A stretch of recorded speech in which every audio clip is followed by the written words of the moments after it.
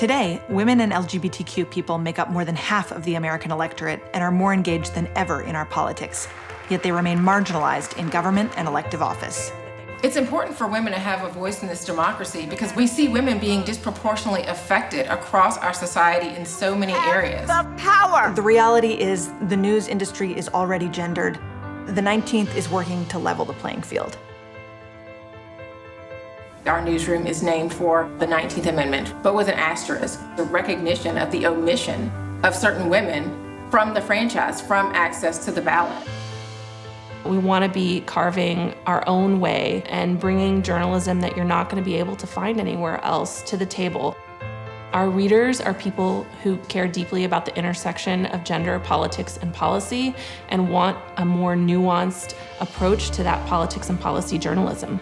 Hi, everyone, and welcome to Live with the 19th. With live events and interviews, the 19th is fostering civil conversations and community building that brings our readers into direct contact with the people who represent them. There's never been a Black woman governor in American history.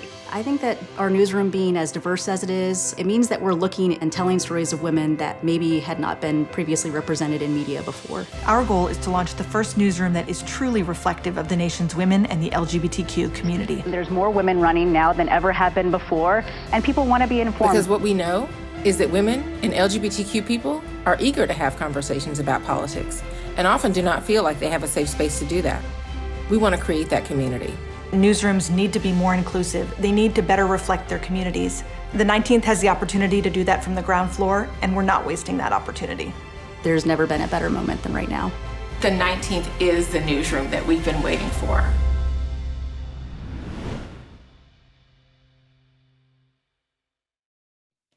Hello, and welcome to The 19th Represents, Building a More Equitable Internet.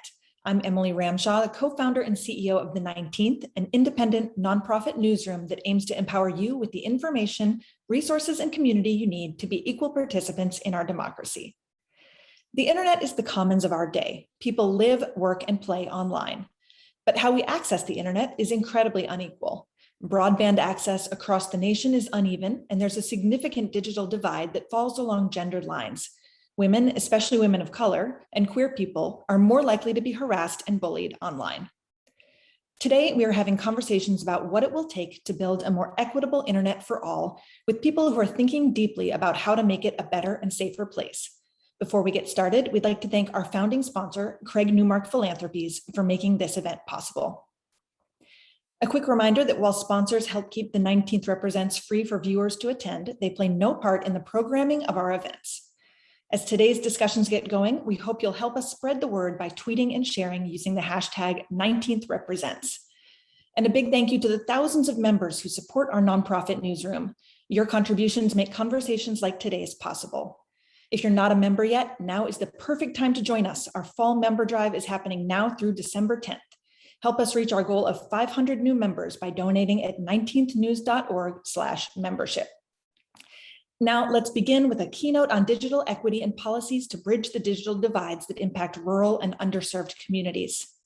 U.S. Senator Tina Smith is a Democrat who has represented Minnesota since 2018. Previously, she was Minnesota's lieutenant governor. The 19th's Washington correspondent, Amanda Becker, will lead this conversation. Amanda? We are thrilled to have Senator Tina Smith here with us today to talk about digital equity and access, and also on the heels of the signing into law of the bipartisan infrastructure package, which contained the Digital Equity Act. And so we are thrilled to have you here with us today to talk about that, Senator. Well, thank you, Amanda. I'm just delighted to have a chance to talk about one of my favorite topics.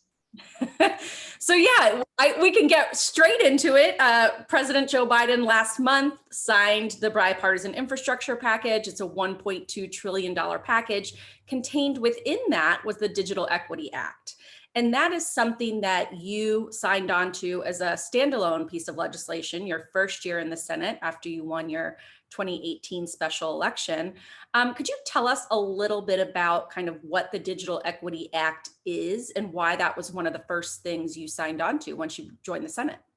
Sure. Well, thank you so much. And it's great to be with you to talk about this important topic. I first started working on this back when I was Lieutenant Governor of Minnesota. And I came to understand that while so many of us take access to high-speed broadband for granted, that there are literally millions of Americans that don't have that same access.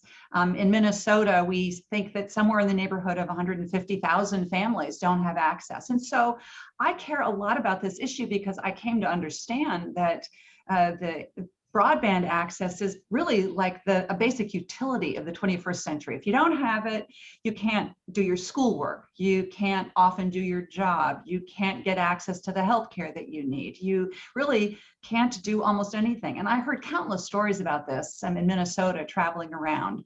And that led me to embrace this bill, which I think will go a long way towards addressing some of the inherent inequities in access to broadband that too many families, especially families of color and poor rural families, experience today.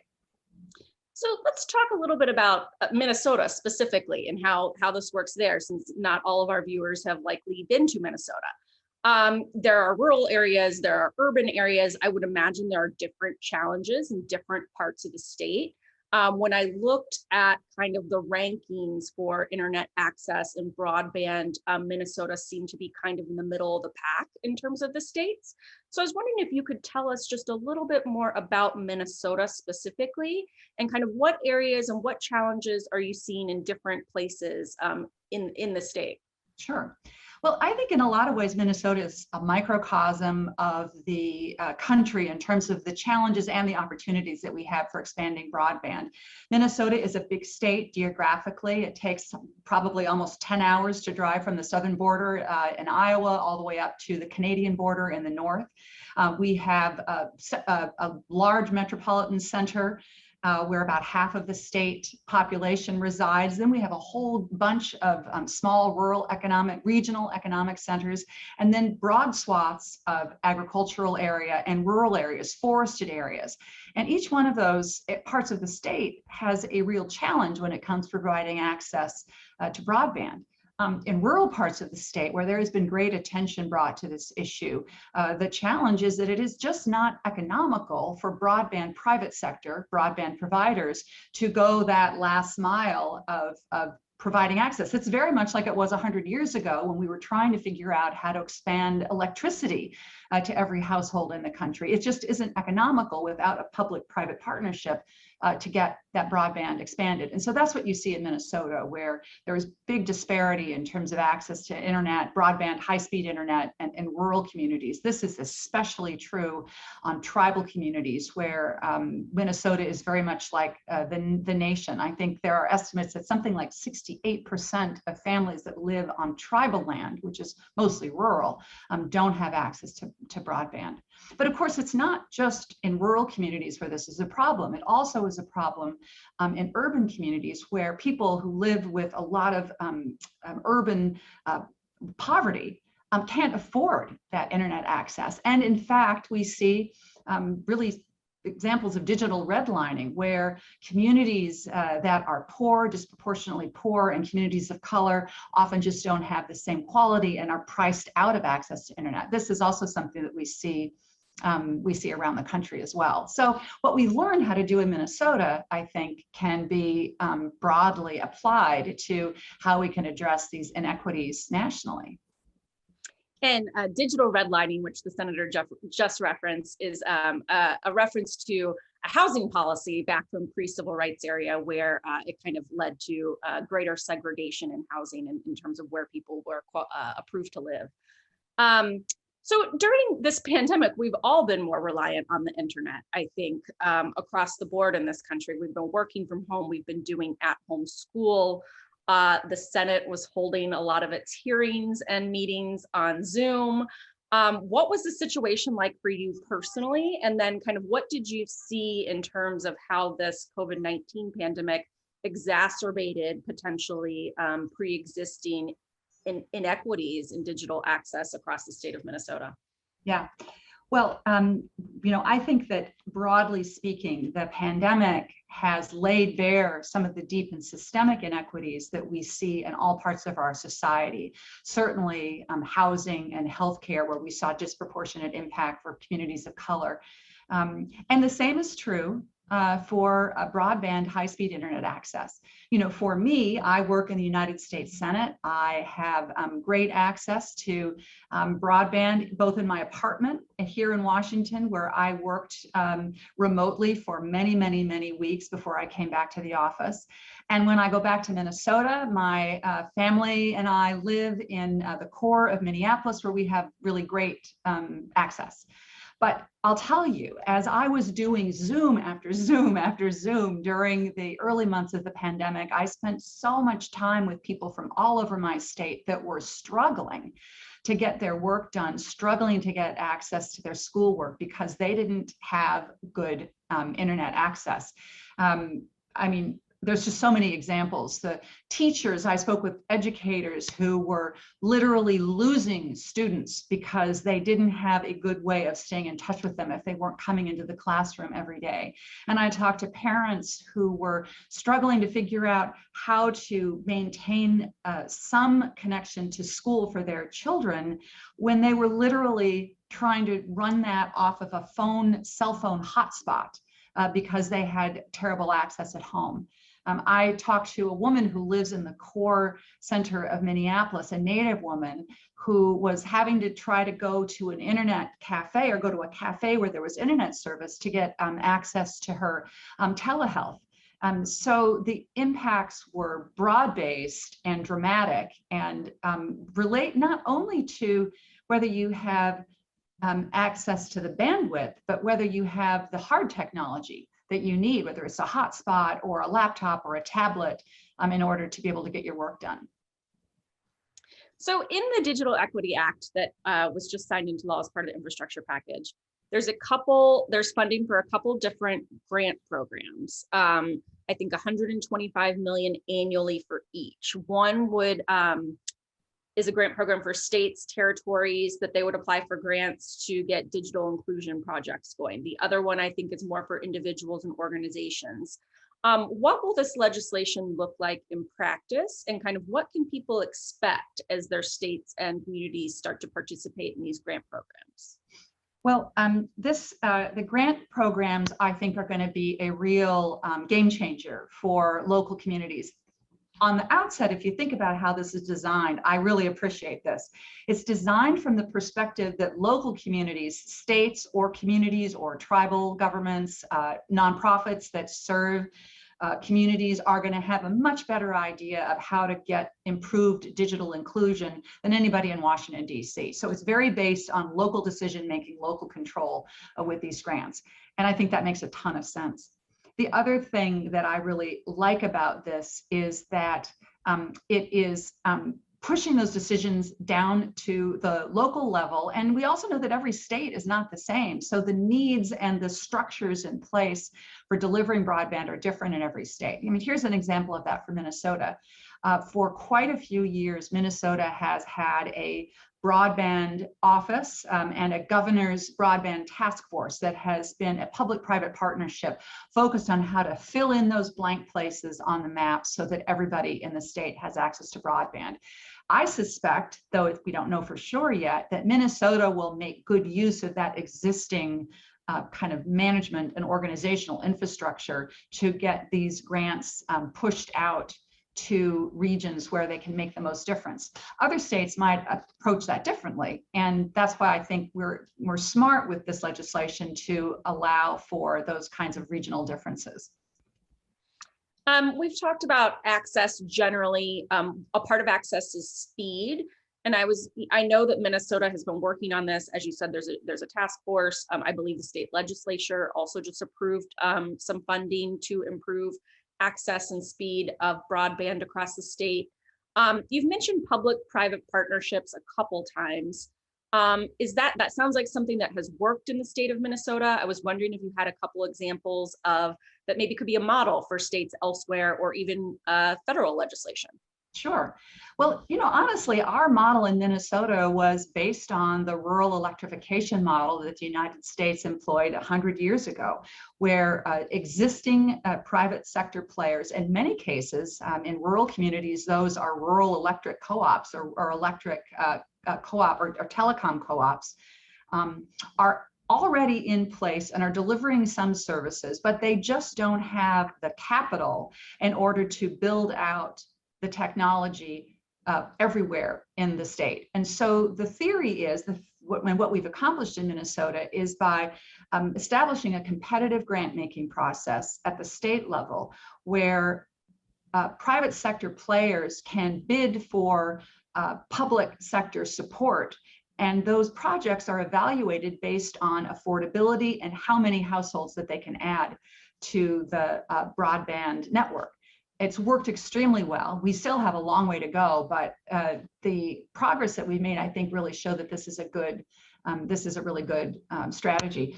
I have to say, one of the problems that we have at the federal level is that there is no centralized organizing structure for how to build out broadband through the federal government. Some of it happens through Commerce, some of it happens through the USDA. The FCC is an extremely important player. And so you end up, I think, with a less efficient model than we have in Minnesota because it's so fragmented. And you have to make sure that there is real accountability in this public-private partnership. And here's an example of that. We have seen examples where private sector players have bid on big swaths of geography to provide internet access. And then they sit on that geography for a long time, sometimes even years, making it impossible for local players to step in and build out the network. So that's an example, I think, of why it's so important to have good accountability as you're going to build these public-private partnerships. And let me just add, because I care so much about equity and inclusion, you have to make sure that those projects are happening in the communities that are disproportionately impacted by lack of access, and that the service that they're providing is going to be affordable for families that might be living with low incomes. How do you ensure affordability as the governments are working with private actors in this? Is it how they're deployed is it on a sliding scale, or are there tiers set? How are these, if this is our new utility, and utilities are regulated for various reasons because they're essential items to daily life, how can the government ensure affordability as we expand access to keep it affordable? Families? Well, let me just say that I don't think we have this all figured out, and I think that it is a significant problem. Part of the cost of the cost that an individual consumer pays is getting a little geeky and economic here, but it is the marginal cost of providing that service, every single day. But it also is an allocation of the fixed cost that provider has for the hardware and the cable and the hard technology that allows that service to be delivered. So one of the ways that we can reduce costs is by having the public sector participate in laying out those, the fiber network and helping to pay for that, so that the individual family doesn't have to bear the full cost of that cost. The other thing that we can do is to get proactive about how we piggyback this infrastructure build out on other pieces of infrastructure. So here's an example of that. We're going to be, through the Infrastructure Act, doing significant improvements to America's roads and bridges and transportation systems. Should we not at the same time be encouraging, while we're opening up that road, or while we're working with transportation right-of-ways, at the same time figuring out this is a place where we need to lay cable so that we're not digging up the road twice, which is going to add costs and is going to take more time and be less efficient. That's a really good point. I hadn't even thought of that. So that's why we have people like you participate in these events to have these conversations. The Digital Equity Act itself has always been pretty much bipartisan since almost the beginning. The infrastructure package that just passed was bipartisan. Sticking with just digital access more specifically right now, Why do you think that's an issue in kind of a polarized environment generally, where lawmakers are able to work together? Is it just because it's so all-encompassing that it affects everyone? This seems like an issue where people can really find common ground. Yeah, I think you're absolutely right about that. I can't think of a legislator, regardless of their party affiliation, that would go home to their communities where they wouldn't hear about this. It is a universal issue because access to high-speed internet is a universal need. And I think, honestly, just if you think about the politics of it, this is particularly a problem in many rural communities, where rural communities feel like they are being left behind by the 21st century economy because they lack access to broadband. And their legislators are going to hear about that when they're doing town halls or roundtables around economic development. You know, I serve on the Agriculture Committee, and I'm chair of the Rural Economic Subcommittee. And this is a chronic issue that we talk about in terms of creating, in terms of what we need to do in rural communities to create economic opportunity. So I think that has it is a really big part of it. I also think that this idea that it is not going to be a public utility, it's going to be a private sector utility with public support. And as you point out a minute ago, a place where we have to make sure that we are, as we create these sort of really monopolies in many parts of this country, that the pricing is fair and that consumers are being well served. And the bipartisan infrastructure package also had support from both sides of the aisle, and that was a larger infrastructure package. Do you think that was a one-off? Is that a sign kind of that there might be other things down the road that the two sides are able to come together on in the Senate?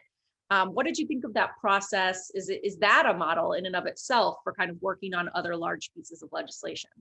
Yeah, well, I was at the White House to witness the bill signing, and it was really terrific to be able to see the kind of bipartisan support for this that is, frankly, you know, hard to find sometimes in Washington and also in state legislatures. So for me, this is a really big deal, and the broader package that we are going to be moving to implement now with the Infrastructure Act is going to make a huge difference for families all over the country in terms of making their roads safer, increasing access to transit, building out of the infrastructure that we need to electrify our transportation system with electric vehicles, and then of course broadband.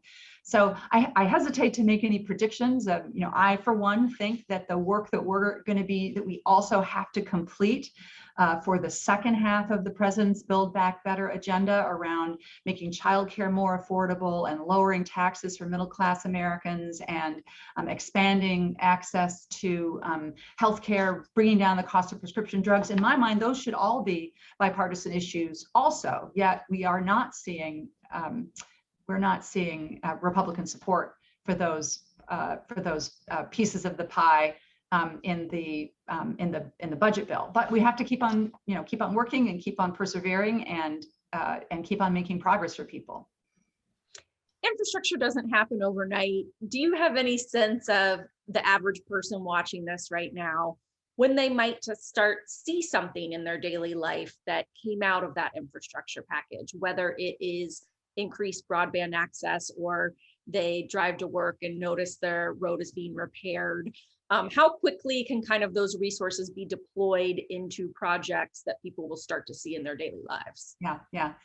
Well, to give everyone a sense of perspective, just on the transportation parts of the bill, we will be roughly doubling the activity and the resources that we're putting into transportation over the next 5, 6, 7 years. So that's going to be something that people see and feel. I think about my constituents in rural Minnesota who have been waiting for important state highways to get improved so that they're safer for those kids that are going back and forth 45 minutes on their school bus to get back, to get home every day. And I'm thinking about people in Minnesota that have been wondering when the road between Minneapolis and St. Cloud, that freeway, was finally going to be finished, that we're going to see you will definitely see and feel the difference in the next 5 years.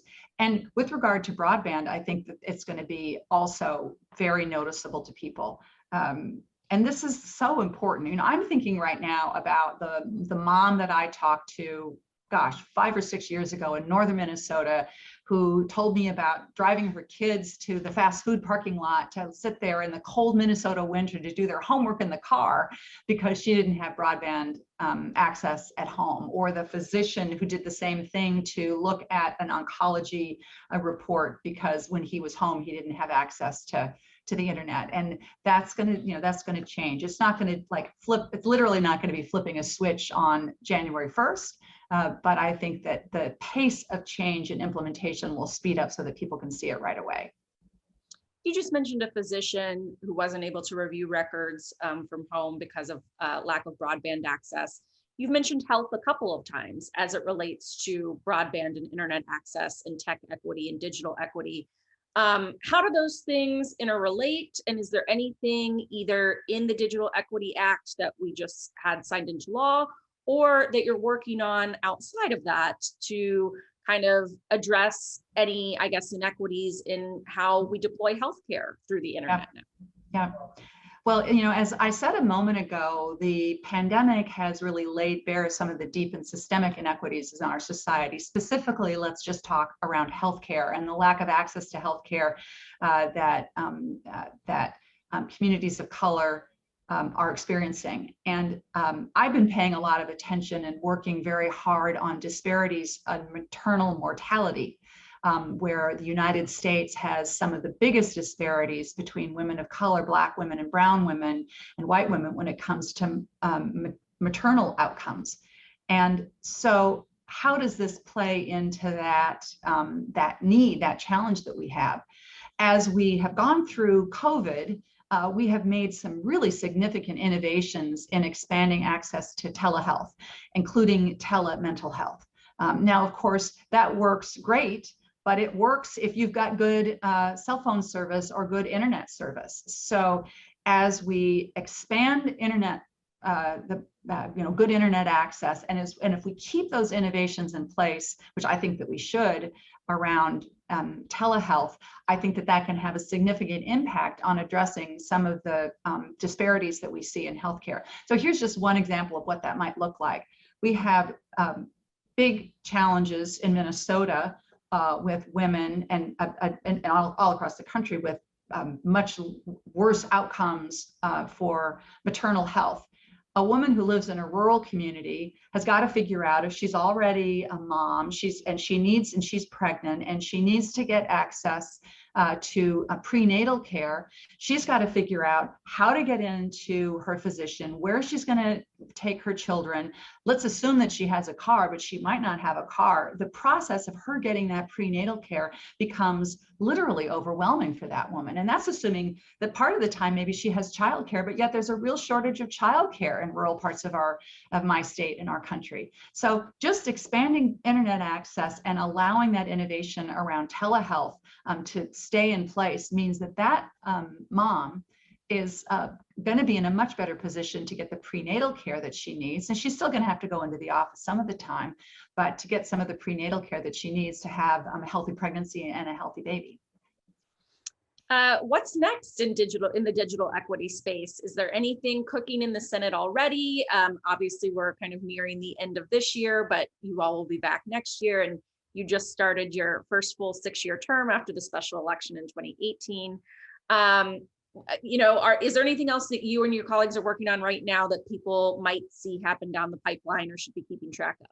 Yeah, well, I just mentioned one, which is to make sure that the innovations in telehealth can be made permanent. And that we sort of expanded telehealth during the COVID emergency. We need to now make sure that we learn from that experience and we keep it going where it makes sense to keep it going. So that's one thing I'm going to be focused on.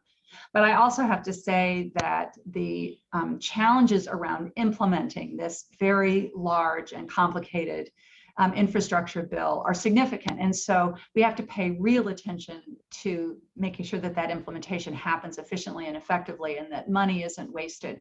I was really glad to see President Biden announce that Mitch Landrieu, who was a former lieutenant governor from Louisiana, is going to be put in charge of the federal government implementation, and that'll, I think, be extremely helpful as we think about implementing the broadband provisions of the bill. And the Congress will have an important oversight role as well, making sure that our intentions as they were laid out in the legislation are implemented and implemented well, so that people can see and feel the difference.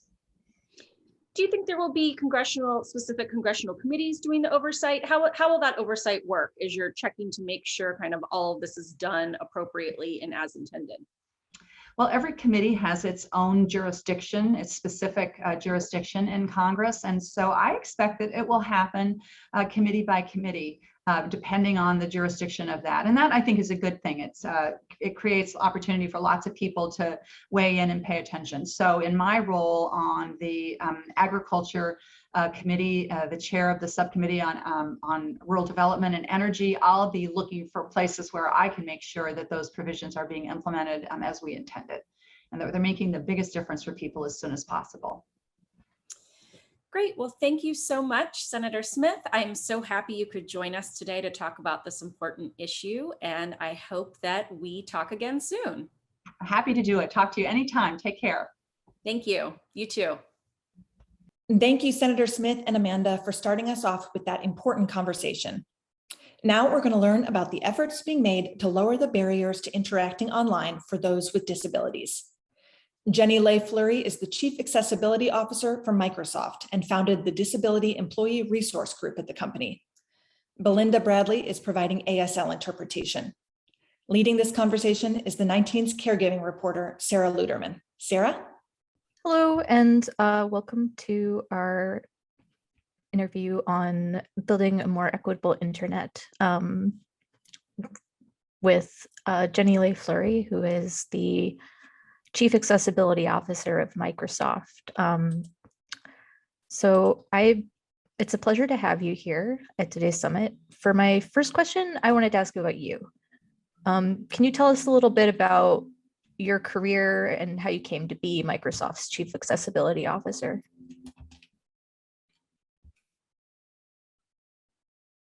Well, it's a pleasure to be here. My gosh, my path to being here, not traditional. So my background, I'm British. So born across the pond, I pursued music.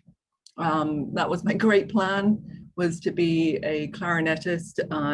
When I discovered I wasn't that great a clarinetist, I went into IT to pay the rent and found that I absolutely loved that. And I pursued it ever since. I came to Microsoft almost 17 years ago to work on Hotmail, and very quickly realized that I needed to do something to be successful myself in the workplace as an individual with a disability. I'm severely, profoundly deaf.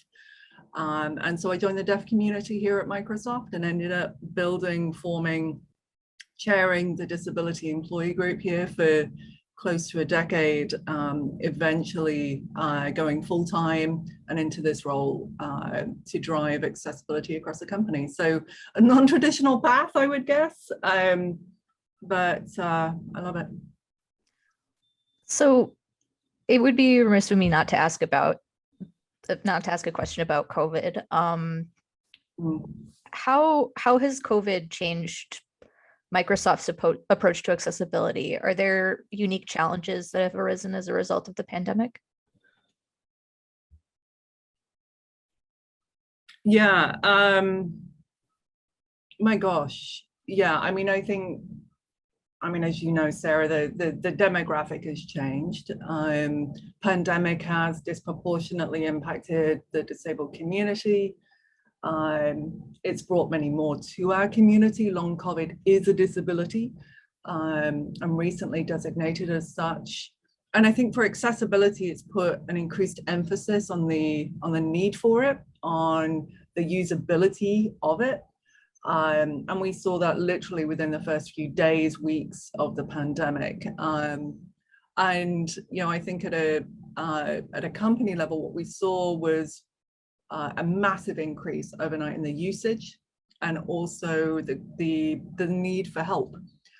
People coming to accessibility for the first time. So one quick example was the use of captioning in Microsoft Teams, one of our major communications portfolio, and we had artificial intelligence driven captions already in there, thankfully, but the use of them increased 30x in March versus February of last year.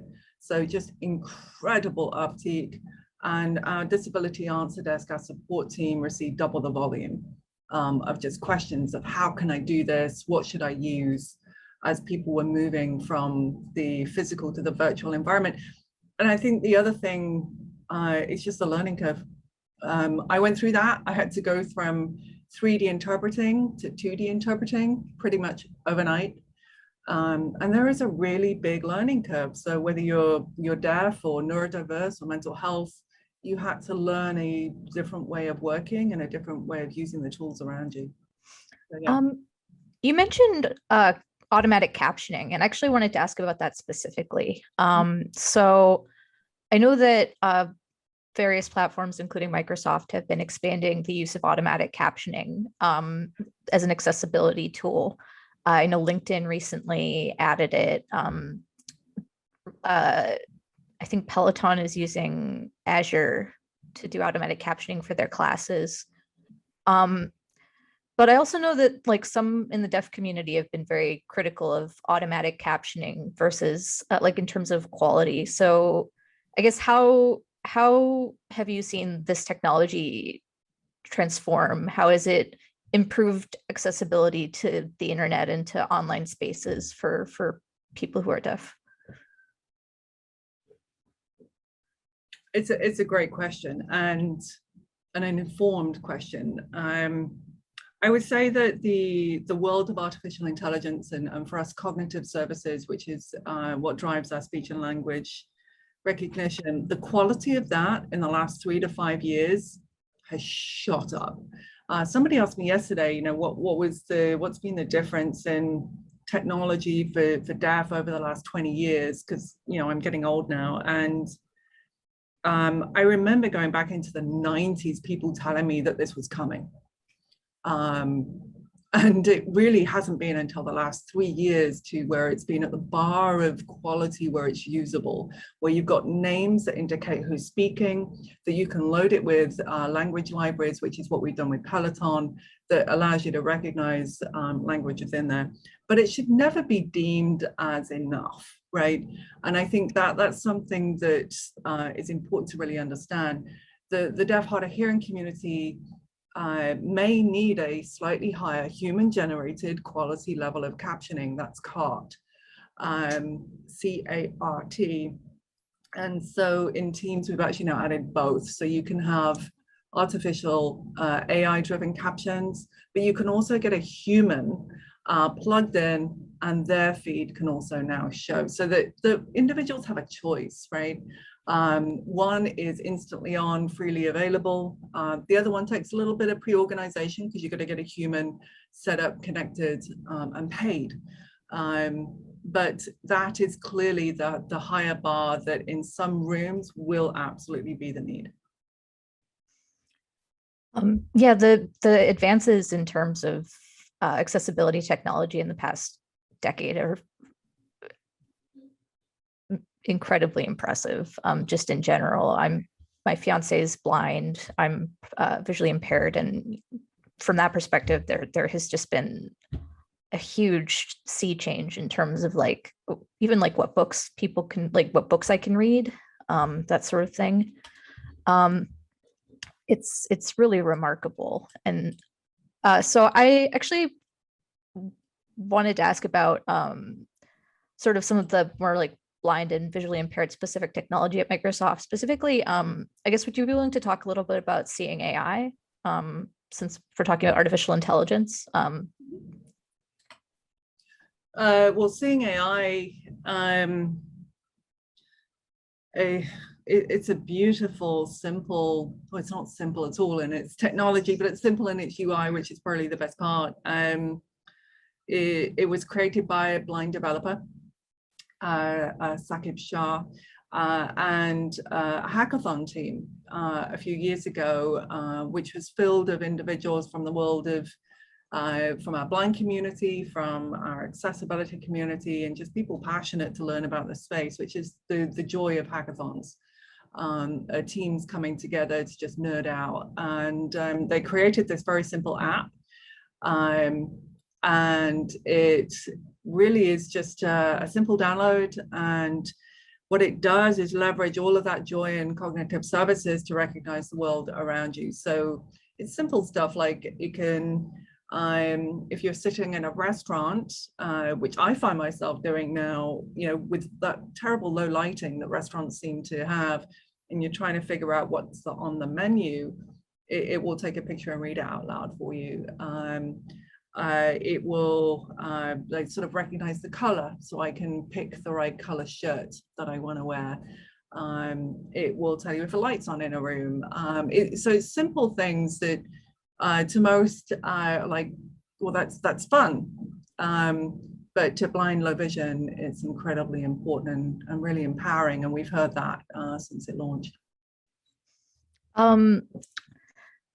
So another aspect of accessibility that Microsoft has been engaged in terms of accessing the internet and the digital commons and sort of the common online culture that we all share together now, especially in these pandemic times, is hardware.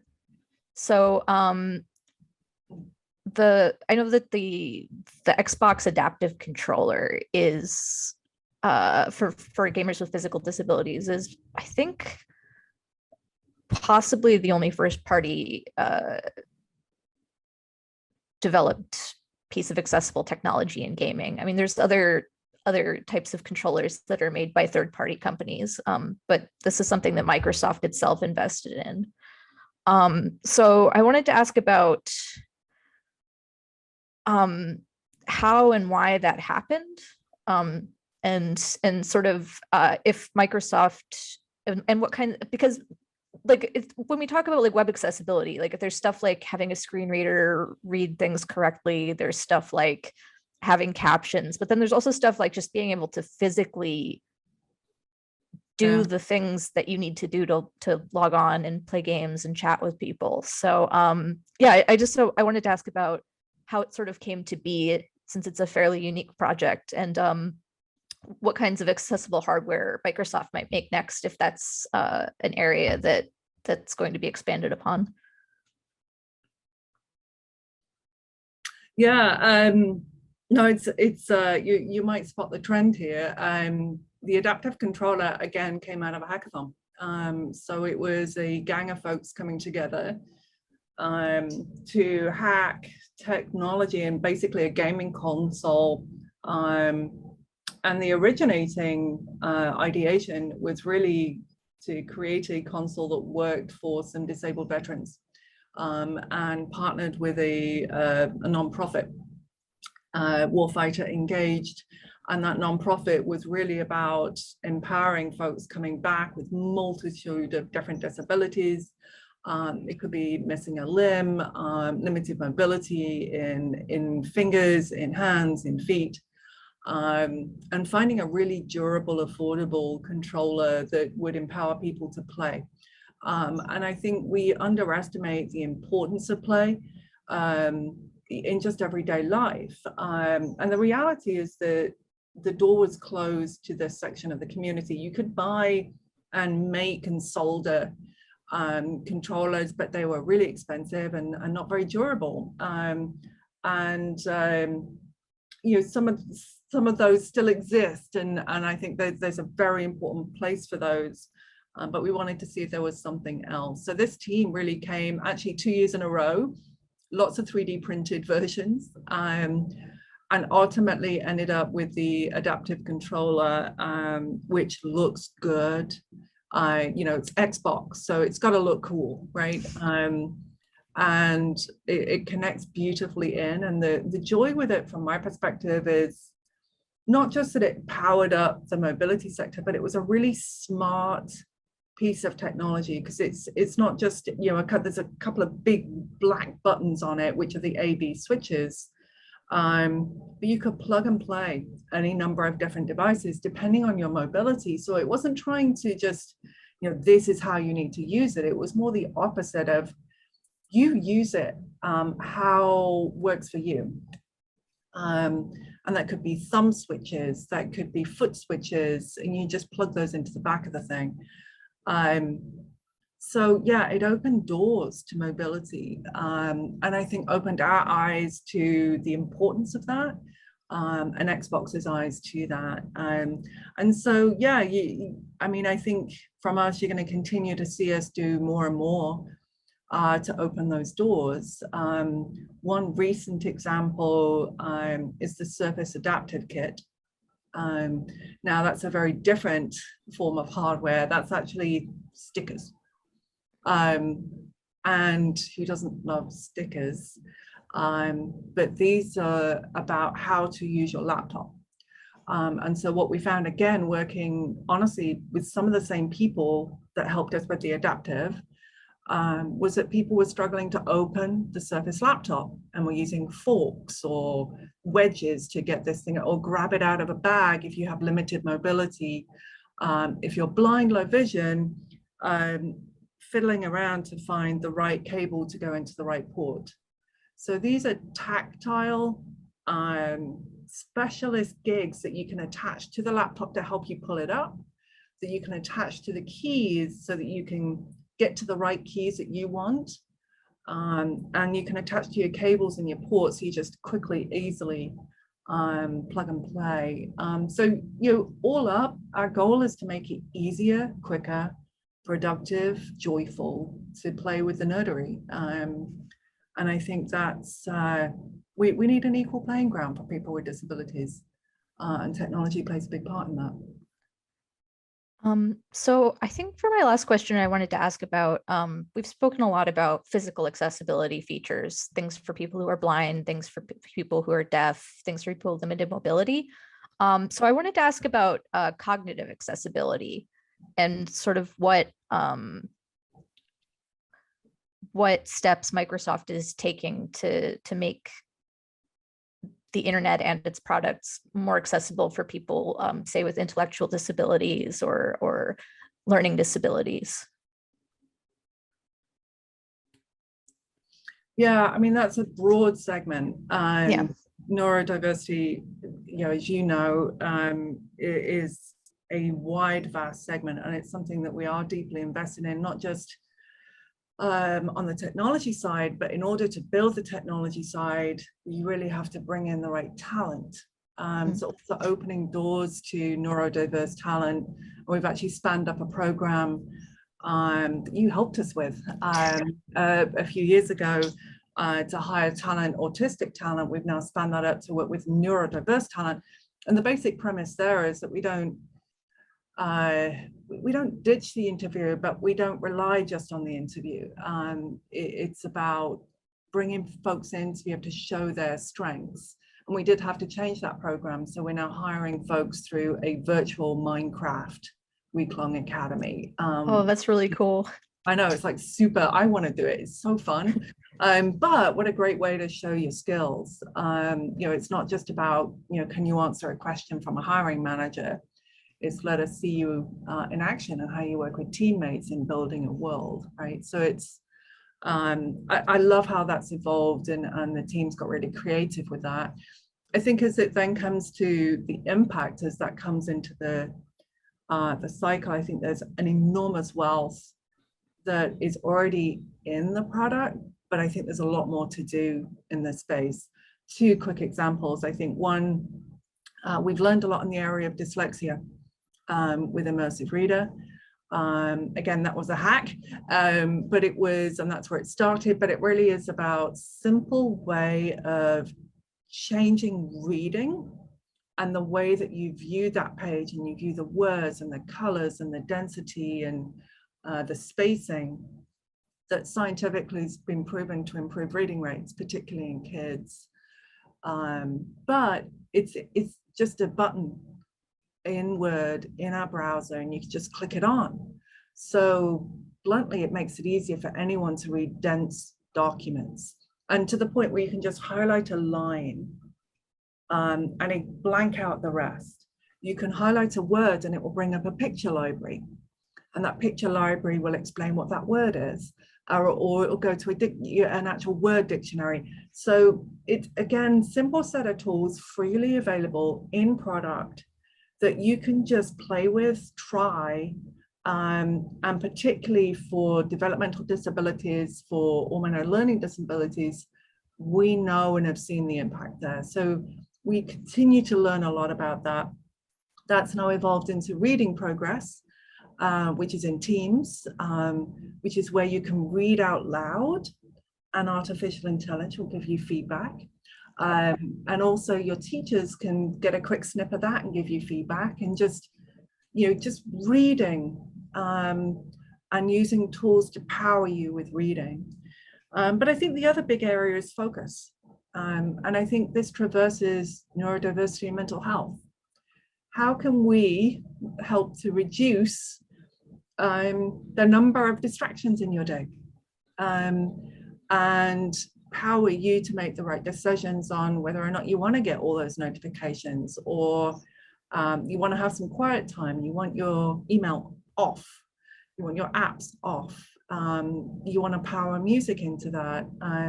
That's a massive area of focus for us, and taking control of your time, your virtual commutes, making sure you block time for well-being. And so that I would say is the really big area for us as we look to the future of work. Sorry. Thank you so much for joining us today. I really appreciate it. It's been a pleasure to see you again after a number of years, and I look forward to seeing what Microsoft does next for accessibility and access to the same resources that non-disabled people might have easier access to. Well, thank you for, well, one, great questions, and two, for continuing to keep that feed of keeping us balanced and keeping us grounded to what's important. So thank you for bringing this to 19th News. What an illuminating discussion. Thank you so much, Jenny and Sara. Monica Lewinsky has called herself patient zero of having a reputation completely destroyed worldwide because of the internet. Now she's focused on educating others and speaking out about public shaming and cyberbullying. She is a producer, social activist, global public speaker, and contributing editor at Vanity Fair. We are thrilled to have her joining us today. The 19th's editor-at-large, Erin Haynes, will lead this conversation. Erin? Thank you so much for that introduction, Emily. And Monica, thank you so much for joining us today for this important conversation. And if your TED Talk is any indication, I know that our audience is very eager to hear from you, so let's jump right in. Thanks for having me, Erin. So nice to connect. Hope I deliver. I practiced my TED Talk like 8 million times, so may not be quite as polished today, but. Well, let's see what happens. Let's start. As one of the self-described first victims of cyberbullying, I wonder how you think this issue has evolved just in terms of gender over the last decade. Sadly, I think it's evolved in a way that has been detrimental for all of us, for many of us. You know, what I saw from my own experiences of having my reputation destroyed overnight by the internet, something that happened in a slower process pre, World Wide Web. It was a time where we hadn't really seen that happen, where anybody could make their comments public in a way. And so I think it was the beginning of people starting to see, we have this also with things like, I think it was Blogger, and there was Open Diary, maybe. We just started to see this proliferation of, not that I want to diminish everyday people, but non-experts having the same kinds of platforms. It was this beginning experience of, someone who maybe normally for their words to be seen by many people would have to be selected by an editor of a paper or book or something, or to be interviewed. And this process now became in some ways, which led to great things, a democratization for many people whose voices hadn't been able to be heard. But it also meant that we had this, we had an ability to, it was harder for us to differentiate between what was considered an expert opinion or voice or fact and not. And so what I've sort of seen over the years is that where I made this mistake, I was in a public situation because the person I'd made the mistake with was a very public person. I think that by 2010, in seeing with what happened to Tyler Clementi, who had been a private person who hadn't made a mistake, we started to see this kind of viciousness online, going after many people, and in part because it was a big business. Yeah, no, but it is interesting to kind of start to unpack some of what you're talking about. I think that many people would also argue that you were an original casualty of what we now know as cancel culture, although that was not a term when that happened to you. How do you define or see cancel culture now? And do you think that it's not as bad, the same, or worse than it was 2 decades ago? I'm sort of in the camp of people who think that I think that as a collective, we've come to use cancel culture as an umbrella term. Okay. And I think that there are, both Roxane Gay and Kara Swisher talk about consequence culture and accountability culture. And I think those things are incredibly important. And those are the types of things that we've seen people in power who have not been held accountable before, starting to be held accountable by the sort of democracy of the internet, if you will. But I think that there are these things that happen to private people, and the consequences, the shame and humiliation may be the same for a public and or powerful person as a private, less powerful person, but the consequences and the effects of the consequences outside of an emotional experience may be very different. Some people who in the public eye get canceled and they have enough resources to last them for the rest of their lives. Other people don't. So I think that I think we need to do a better job as a society right now of figuring out, what are the rules here and what are the consequences, and also what's a road to redemption look like too. I think that we kind of end up in a challenged society when we're just going to punish. I don't know that moves us forward in any way. So. Yeah. And in terms of how you see, especially cancel culture fitting into this conversation around gender inequality online, right? How much of a role does gender play in who gets canceled and who gets uncanceled? Right. I think there's an enormous role. And I experienced this personally as a woman who was publicly shamed for, what was considered sexual transgressions or indiscretion. And what it took for me to finally be able to earn an income again was, over a decade. Whereas the other person in this exact same situation, who was the one who should have been more responsible, who had more power, who was older, more life experience, was already making hundreds of millions of dollars within a couple of years. Now, we didn't come into that situation with equal experience either. I mean, so I think that there is obviously something to be said for the life experience you have of becoming president. You're going to have myriad things to share with people, whereas this was my first job out of college, so there wasn't really much else to anchor on.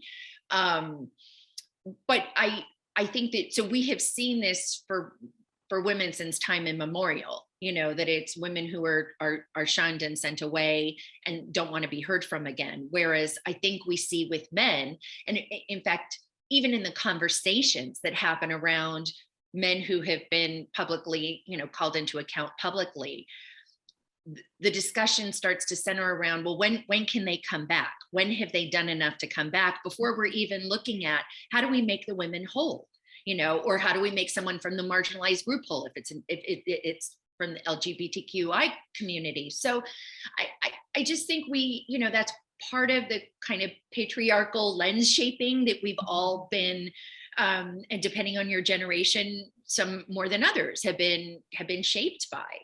But it does happen to women much more. And,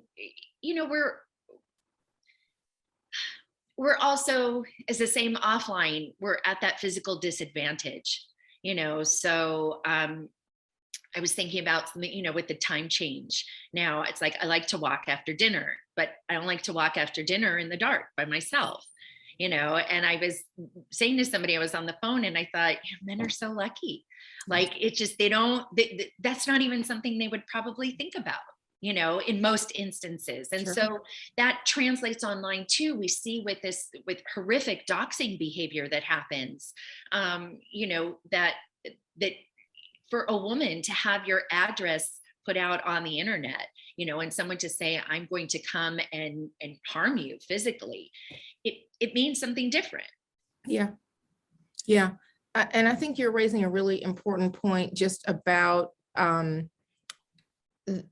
the internet and questions around whose responsibility it is to safeguard privacy for women and young girls online. So I'm wondering what you think about that. Who is that on? Does our government have a role to play?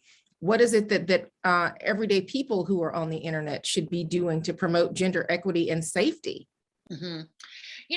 I think that there's a role for everybody to play. And I'm kind of often drawn to this analogy around when someone is architecting a new building, that yes, there is the aesthetic to the building, but the first and foremost, most important thing is safety.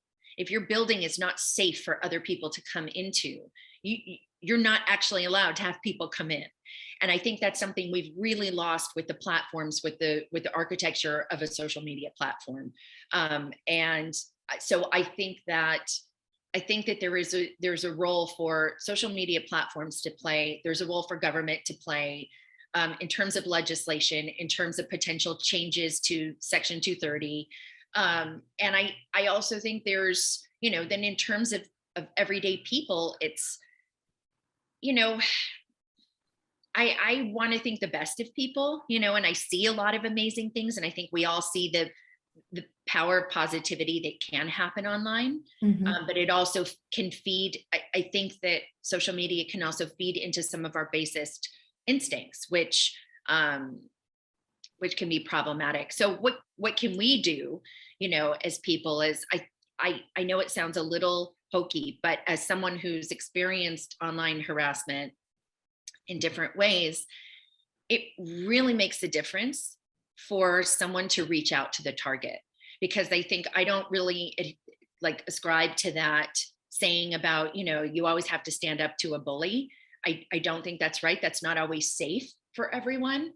And, but I do think we can all find a role in either making a positive comment, so that we're sort of injecting whatever that feed is of negativity, we're putting some positivity there, or even reaching out to someone privately. Again, I know it sounds like something really small, but it makes an incredible difference when you feel in a strange way, when you're being attacked and you feel unseen for your true self. Or you're being, I think, sort of torn apart for things or ways that are not true about yourself. When someone just sees your humanity, it makes a difference. And so that's where a lot of the work that I've done has been is on trying to help targets, because I think that that's the fastest way we can start to affect change. That's the thing I'm most worried about, is someone who's suffering in silence.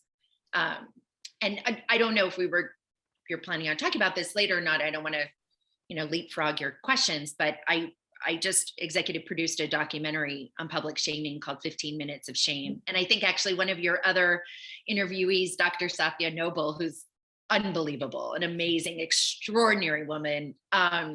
She was in our documentary as well. And in the doc, we talked to not only experts, but we also talked to 4 different people who have had various experiences in being publicly shamed in cancel culture from the internet. And in particular with, the 2 women that we talked to, it is how violent and sexualized the commentary becomes is really something that I think needs to be addressed first. You are mentioning your own story here, and you talked about the importance of reaching out to the target. I mean, is that something that has happened to you in the past few years, as opposed to in when this initially happened to you back in the 90s? Were you feeling supported in that way? Were you able to find community? Have you been able to find community now online? So in the late 90s, in 98, when the investigation happened, the support I got was, I experienced more old school. So it was like random people would send me letters, which I very much appreciate. Some of them were clearly not going to be nice, but the ones that were supportive made a difference. And I have experienced that myself online. I think for me, first of all, I've seen extraordinary connections happen of help online, ways that there was an exchange that happened on one of my threads in my Twitter community where, someone was talking about going through a hard time, and another person had said, I just looked at your profile. You look like a really cool person, follow me, DM me if you're having trouble. I mean, it's just, we see things like that happen. Or, Sarah Silverman had something happen a few years ago and somebody was being an asshole to her online. And like, ultimately it was revealed this guy was suffering an enormous back pain. And she, harnessed the power of her Twitter following and got this guy help, So, I mean, these are these micro situations that I've seen happen to other people personally. People will reach out to me that I know, or that I have a Twitter friendship with, and just say, sometimes it happens when someone gets pulled, like added into a conversation about me, or they've posted something and they'll just remark to me, Jesus, like, I can't fucking believe the kinds of things that people still say 20 years on. Yeah. I'm really sorry. And it makes me feel better. So, yeah. That was something that was not the evolution of that support, and that support kind of transferring to online now, as opposed to, like you said, those kind of old school letters that you were getting, a generation ago, feels very different. But yeah, I mean, obviously you're making a really good point about kind of the power of connection, the value of strength in numbers for folks. Obviously the Me Too movement did a lot to kind of show show that dynamic, right? I mean, Tarana Burke having, done Me Too sort of 1.0 and the 2.0, leading that 2.0 online. I think we see just the far reach of it and the power of it. And we also saw that too. I mean, kind of following on from that, or along with that, maybe preceded it. Preceded the sort of online part of it was the Women's March. The Women's March, like happening, and the hats, none of that would have been able to happen in that short amount of time with the vast amount of like, not resources, but human resources, people who showed up. I don't think that would have been able to happen in that same way without the internet. So, I mean, there are these ways that in the documentary, we call it Shaming for Change too, that it's like the power of the hashtag and the power, what it's meant for people whose voices have normally been marginalized to be able to have a movement online that creates change. I think it's an extraordinary part of the internet, and we need more of that. We need to be finding more of the ways that things that bring us together rather than pulling us apart. Yeah. And that is really interesting. The power of shame as a force for good, and just the concept of that. We struggled, it's interesting because we struggled a lot in, as we were making the documentary, it was, we all sort of would come up against these moments where we think, okay, I have a definitive opinion on what they should be and where the lines are. And then something else would happen. You go, oh yeah, no, that just, totally blew apart whatever my argument was. And I think we came to see that you can't just shut down the shaming, because it has been effective. But there are ways to look at it differently in terms of, are you shaming an individual, or are you shaming a corporation? Are you shaming someone with power? Are you shaming someone without power? Do we even have the information? You know, the thing that becomes so challenging about today's world online is we don't know who that person was or what they were doing the moment before something exploded online, and they had this tsunami of negativity coming towards them. And we don't get to see people in context. And I think that that's a grave mistake. Yeah. Yeah. And to your point, the impact of that, I think for people who don't realize, I mean, you are somebody who can absolutely speak to that. Yes. Seriously, talk to people about, you alluded to this earlier when you were saying you were just able to even regain your livelihood in the last decade. What does it mean for somebody to be driven out of public life online in that way, the real life consequences of that for folks who have moved on to the next thing that's happening on the internet, right? For folks who can't move on. What is that like? Yeah. You know, I think it's, you know, when we think about, exactly to your point, when we think about, like, we see a car accident, you know, we're driving by, we all rubberneck. How many of us think 5 minutes, 5 hours, 5 days later, I wonder if that person's okay? We don't, you know, I don't, at least. And for me, it was, you know, I have a friend who every time I see her, she'll sort of, we don't get together in person all that often, even pre-COVID, but she'd say, it's a fucking miracle you're still here. You know, and because there were many moments for me where to be a young person, to have lost so much of my identity, to watch my friends all be on normal developmental paths, to not have purpose, and to not have a work that felt like it was meaningful for me and a way to support myself as I was becoming more and more of an adult was incredibly challenging. And I've been very lucky. You know, I was very lucky to come from the family that I did. I was lucky to come from a family with an upper middle class background so that I could get help. You know, I don't know if anybody has, I'm sure some people who will watch this have seen the American Crime Story impeachment series. And I think there's a very powerful scene in episode 10 around when Paula Jones poses for Penthouse. And, you know, I came to have such an understanding of these things from what was happening then of, yeah, I was offered millions of dollars too to do that. And I was able to say no. You know, a lot of times women who get caught up in these kinds of scenarios, they're not able to say no because I was young and had my family who was able to help me, but that's not always the case for everybody. So, you know, I'm sitting here because I've had extraordinary people help me, and I've sought extraordinary help in many ways. And when I do, you know, interviews and any projects, I come up against a lot of my own PTSD, and I do an enormous amount of work to be able to show up because it's not easy. Everything that happened, I mean, I'm so incredibly grateful for how things are now, and especially, you know, the positives of online for me that, you know, my younger brother finally had to acknowledge that I'm funny because people said I'm funny on Twitter. So, you know, that was a great feat for me, but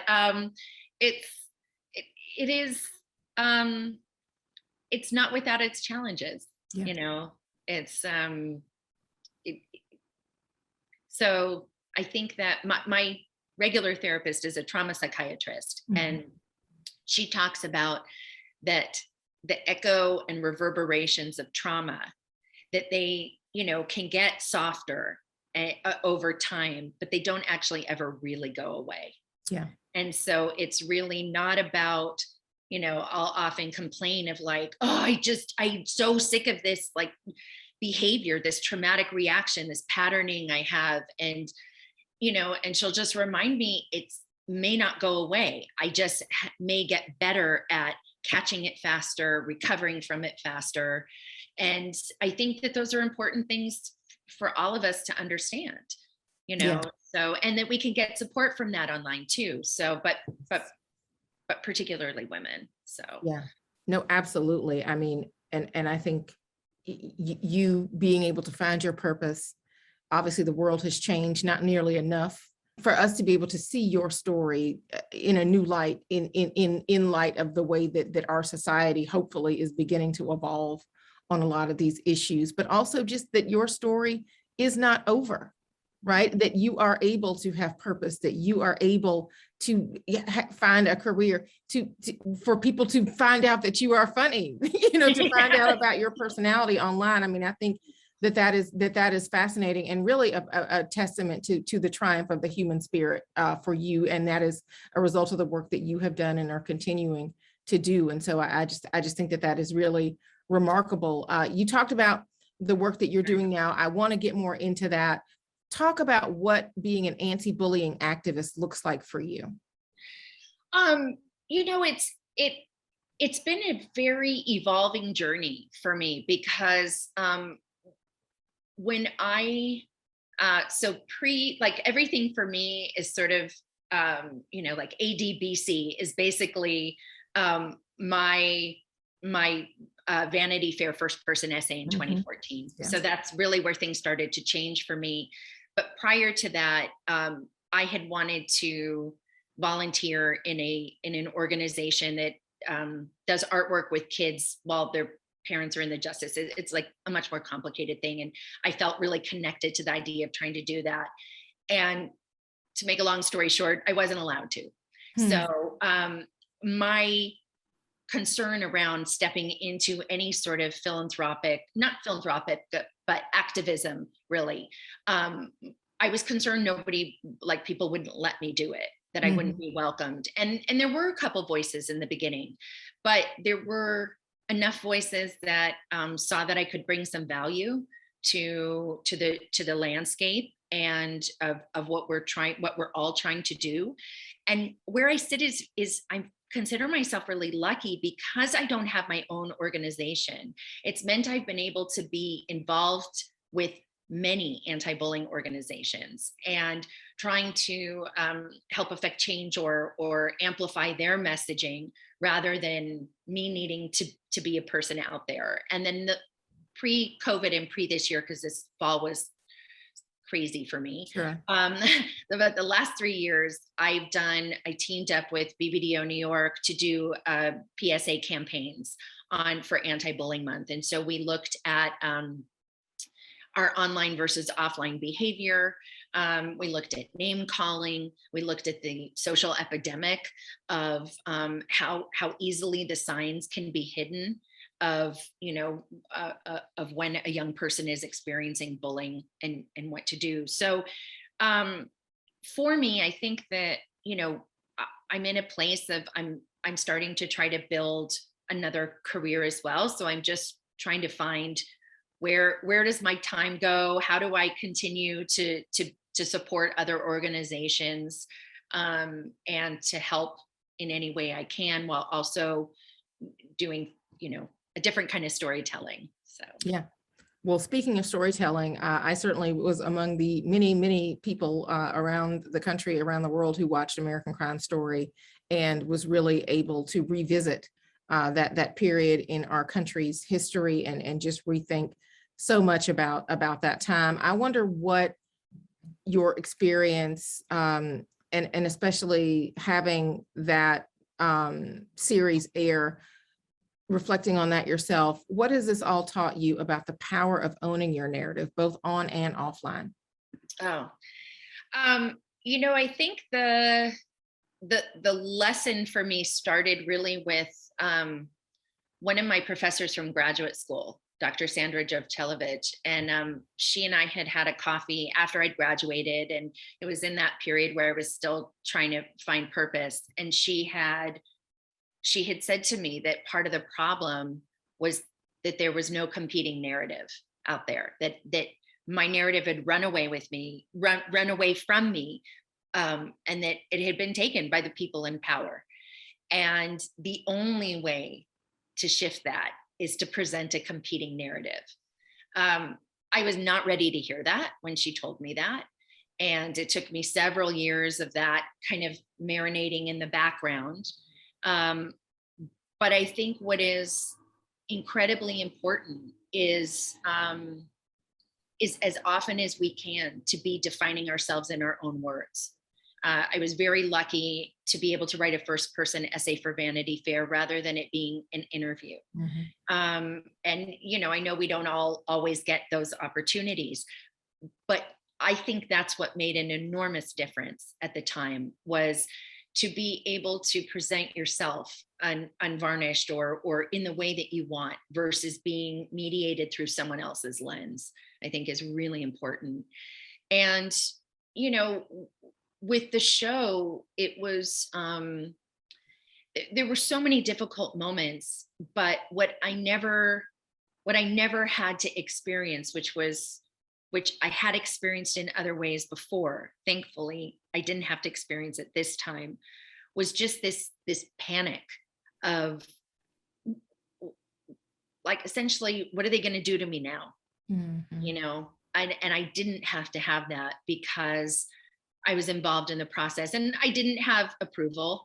There are a lot of things that I'm very proud of the series as a producer, as a subject. There were, some things in there that I wish had been a little different, but, it's, but I'm not really sure at the end of the day, everybody would have been doing their job if I had been thrilled with everything. So, because I am a human being.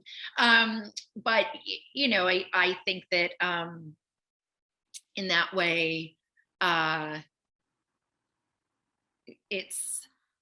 hope that as a result of this series, more and more people are able to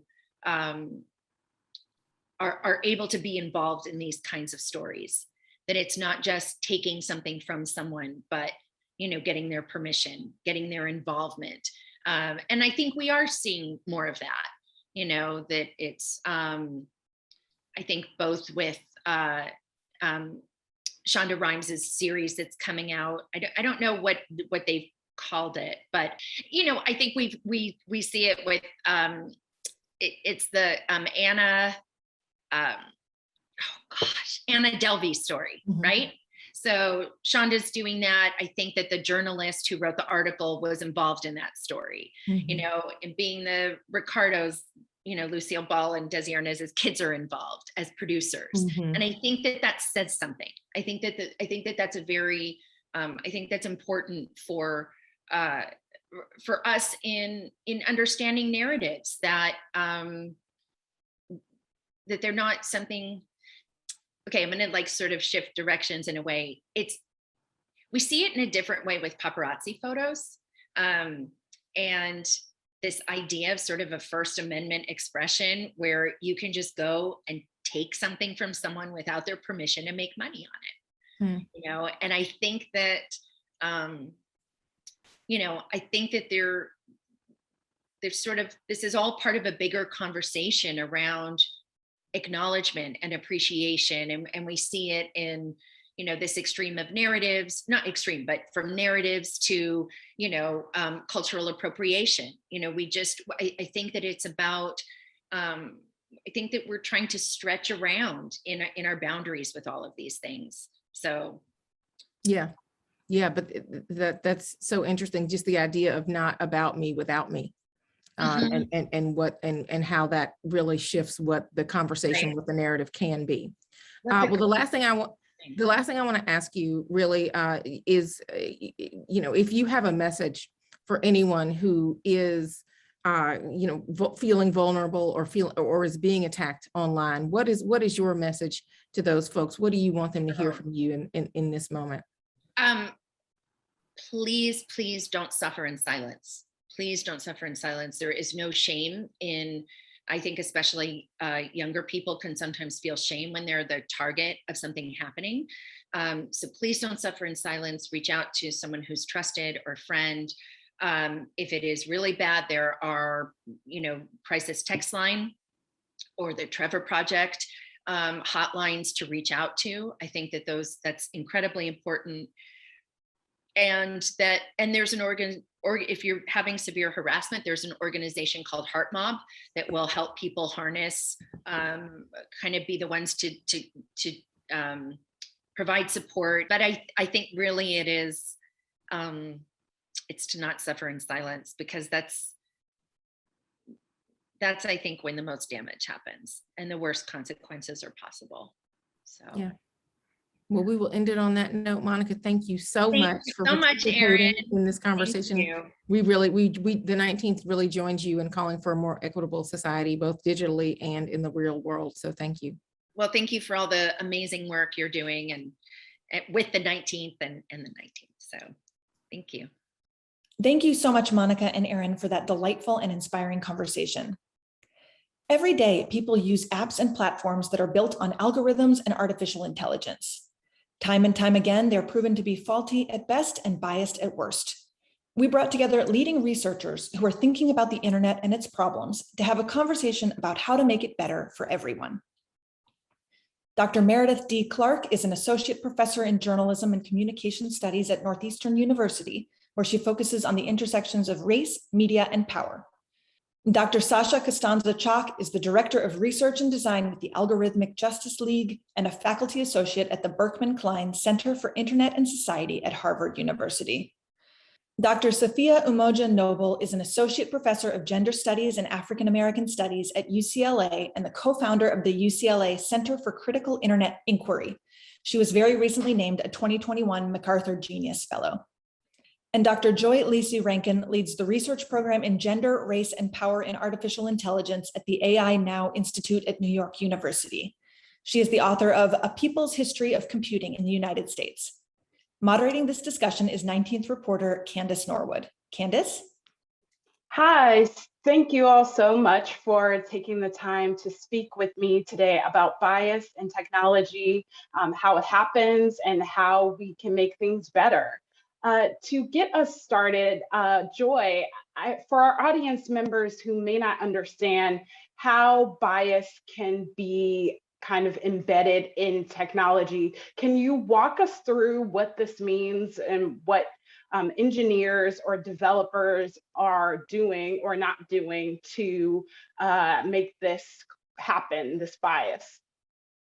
Sure. So I'll start by saying that at AI Now, I'll point to our Discriminating Systems report, which was published in 2019. The lead author was Sara Myers-West.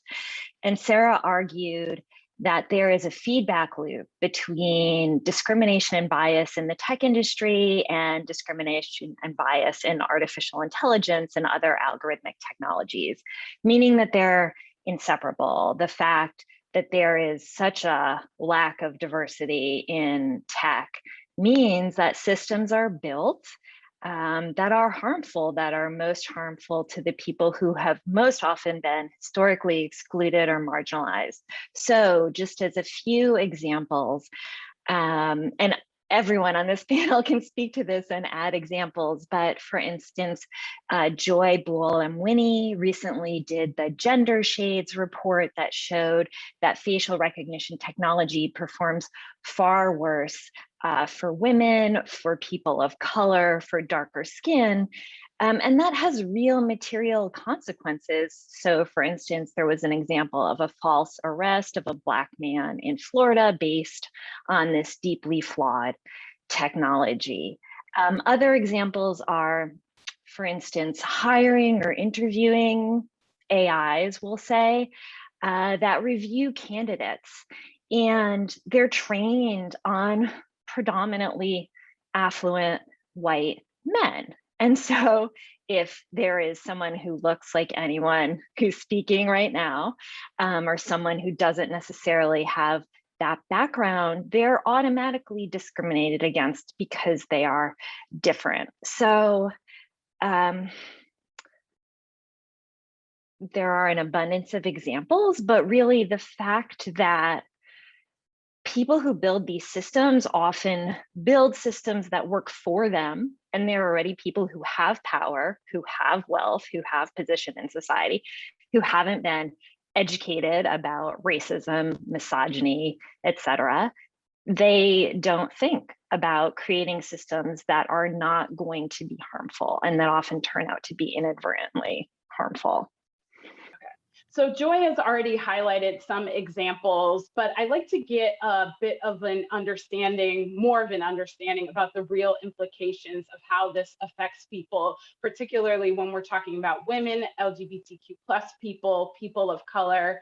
How does this bias in technology reinforce or exacerbate existing disparities or discriminatory ways that people can think about certain groups? I'd like to hear from Sasha first and then Sophia. Sure. Yeah. So basically what we're seeing right now is AI systems that are being developed and rolled out in pretty much every domain of life, from housing to policing and incarceration, to health, to access to credit, to employment. I didn't mention that already, where these systems are being trained on data sets that are historical data sets that were constructed in ways that, of course, are going to reflect existing inequality. And then the system is being trained to make recommendations or decisions based on historically unequal data. And so the recommendations it makes reproduce existing structural inequality along lines of race, class, gender, disability, and other axes of oppression. I'll give you one concrete example. So at the Algorithmic Justice League, where I'm the Director of Research and Design, we have been looking very closely at what's happening with AI systems rolled out in the education system, in schools, in high schools and in universities and anywhere in the education system. And there are a lot of different types of AI systems being deployed in education, but one example is that during the pandemic, a lot of schools had to move very quickly to remote learning, and a number of companies sold systems to schools and to school districts for remote proctoring. So there's this whole field of e-proctoring, which is where students are taking an exam remotely. And it turns out that some of the biggest vendors of these systems were using facial analysis tools that, as Joy mentioned, are known to be deeply flawed and perform least well on darker skin types and on women. And if you're a woman with a darker skin type, then it performs least well on you because it's an intersectional inequality problem with these systems. And so these e-proctoring systems were flagging students for not being in the frame, not looking at the camera or the screen, flagging them as cheating or not being present. And they were more likely to be flagged if they were Black, and if they were Black women, even more so. And so at the Algorithmic Justice League, we started getting a lot of people reporting this to us, saying, you know, I was trying to take an exam and the system said that I wasn't in the picture, that I might be cheating. It asked me to turn on more lights. And so you can imagine, you know, you're a student in the middle of a pandemic. It's already extremely stressful. You're suddenly having to do, you know, remote exams. And now this system that can't see you is flagging you. And that can impact your performance and your score. And since unfortunately our educational system is already deeply unequal in many other ways, this is an example of how an AI tool could reproduce and deepen existing structural inequality. Yeah, I'll just go ahead and jump in there, Sasha, and say that, you know, this conversation is really important. And I think we're kind of jumping right into so many of the tactical ways in which automated decision-making systems, artificial intelligence, kind of narrowly construed algorithmic decision-making systems work and what their consequences are. But I think I'd like to kind of pull back a little bit and talk about kind of what does it mean that we are in this moment of living through kind of a new orientation to the world through hyper classification of people and inhabitants of the planet. And part of what we're talking about in these really important examples that Joy and Sasha are bringing forward, of course, Meredith's really important work helps us understand that we are living in a moment now. We're kind of in a new paradigm where all kinds of information is being collected 24/7, everywhere we are, cameras pointed at us, biometrics being tracked about us on our phones, our devices, our Fitbits. You could just think of so many ways in which constant streams of information are extracted about how we move, how we live, how we love, how we play. And every time one of those snapshots of data is made in thousands, hundreds of thousands of systems around the world, and of course, not only is that data kind of captured and made, it's sold to all kinds of other companies, right? And governments and organizations, people we have no idea are looking into our lives in these ways. Are doing so. And then they're making decisions. They're using that information to predict what kinds of opportunities we should have, what kind of opportunities we should not have. And these are the kinds of examples that my colleagues are given today.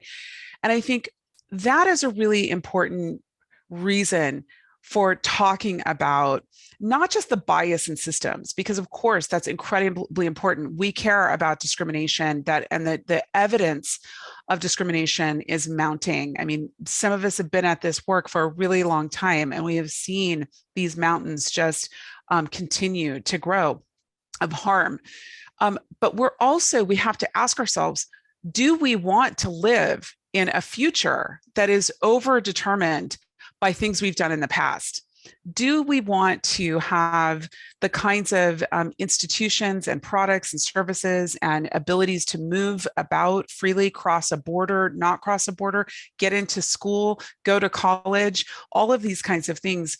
Do we want those things determined by some ideal model, which really at the end of the day is what a predictive model is trying to do, what these kind of systems are trying to do?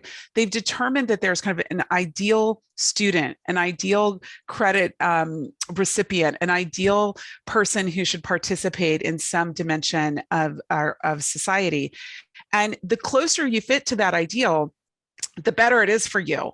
And the further away from that, the worse it is for you. And I think these are the kinds of fundamental questions about the organization of society, how we are remaking opportunity at a time when we are seeing massive rollbacks of civil rights, of human rights, of women's rights, of LGBTQIA+ rights, of human rights, of sovereign rights.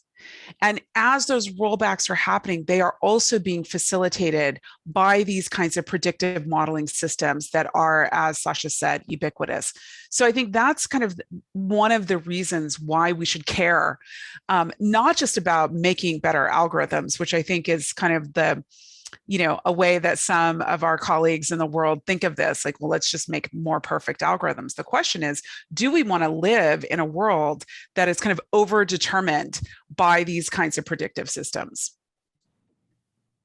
And I want to get to Meredith. You have worked in journalism and done a lot of research about news media and online communities, and platforms like Google, Facebook, Twitter have become key ways of distributing news and other information to the public. What do you see as the relationship between this bias that we've been talking about being built into technology and the way this information is distributed? Well, I think there are at least two, maybe three that I think that journalists and news consumers should consider when we talk about the disproportionate influence of AI and technologies on the way that information is gathered, the way that it is made sense of, and the way it is distributed. One of the first ones is the gross assumption, first of all, that everyone has access to digital information and to digitized forms of information. And that is when we assume that everyone has a smartphone, everyone has access to a computer, everyone has the speed that they need in order to access information, which they are going to be using to make decisions in their everyday lives. We flatten and even erase the difficulties and the nuances that different communities face in terms of getting access to the same information. So when we talk about something like the Facebook papers and what information is coming out of those, there's an assumption that everyone knows what's happening with Facebook, knows what has been sort of exposed with this whistleblower, and they understand what some of the risks are with the information that they're putting on Facebook, how it's being collected and analyzed and shared by Facebook, and how it's being exploited by Facebook, and then what that means for their everyday lives. There are plenty of people who don't know that because they're not necessarily using media that is paying close attention to digital sources. They may not be using Facebook themselves. They may not have people who are closely connected to those sorts of information sources. So that's one, just thinking about the flattening of the assumption that everyone has access to the same sort of technology and the same speeds of technology. One of the second concerns is how information producers are using data to make decisions about the kinds of information they produce and how they disseminate that information. So for many years, the news industry was reported to rely on clicks and engagement and time spent and how many eyeballs are paying attention to a specific page. And while that to a certain degree is still true, we have to think about what are the larger implications for the human beings who are making decisions based on what we know is flawed data.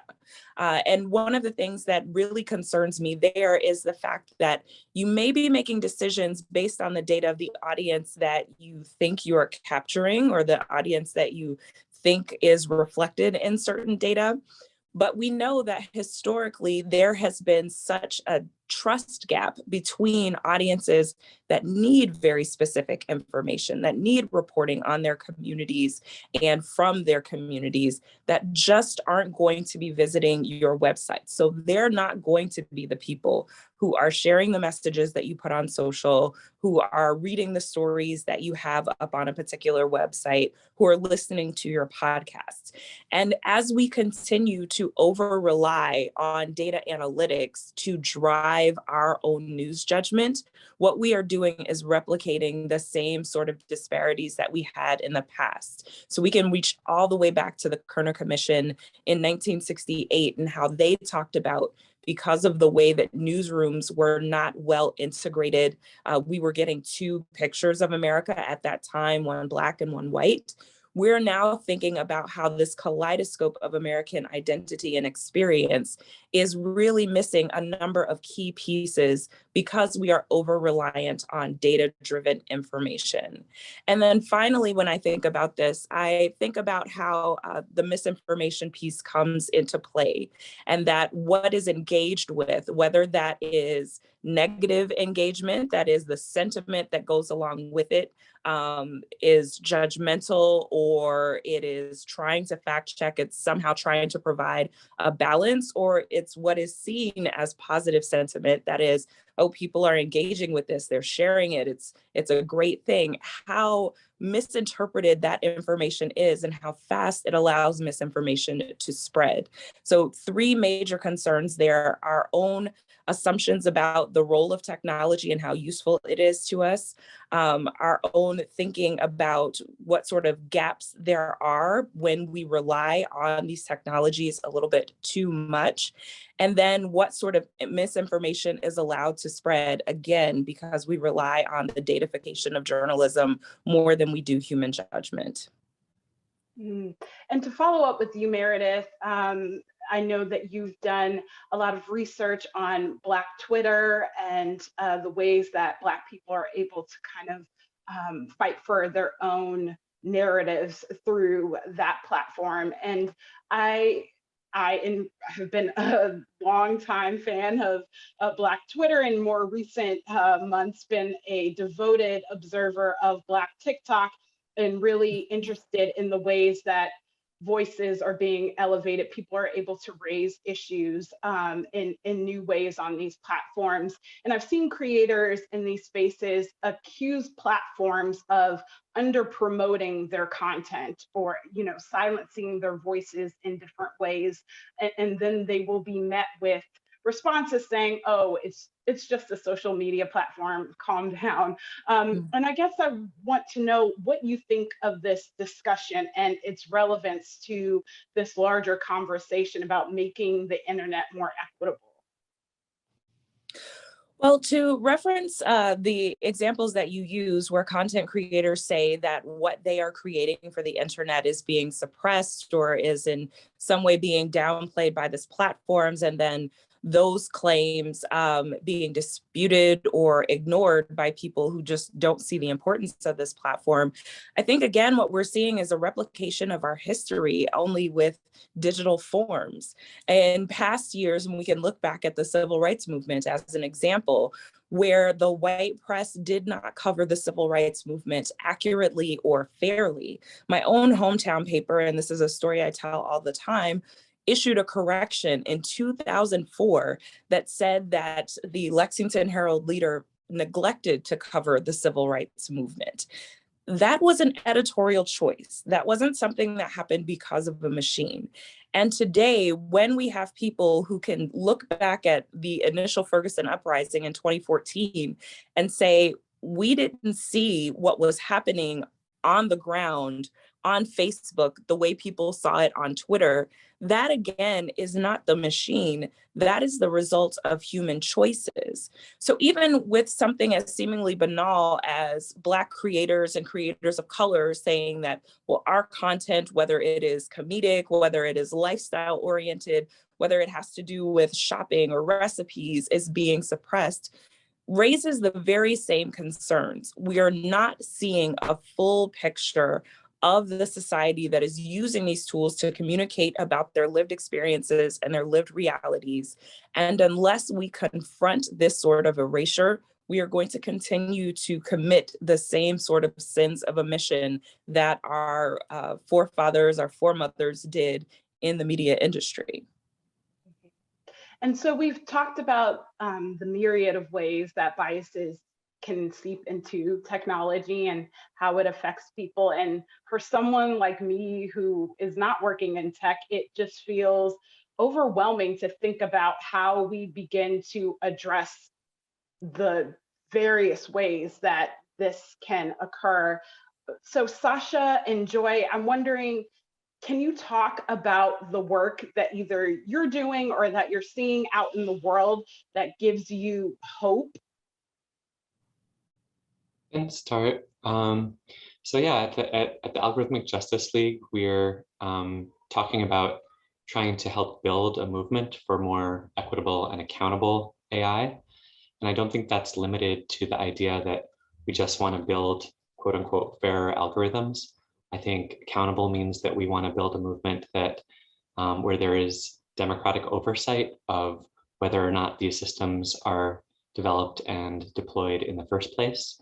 If they are going to be developed and deployed, there need to be mechanisms for people to have control over them.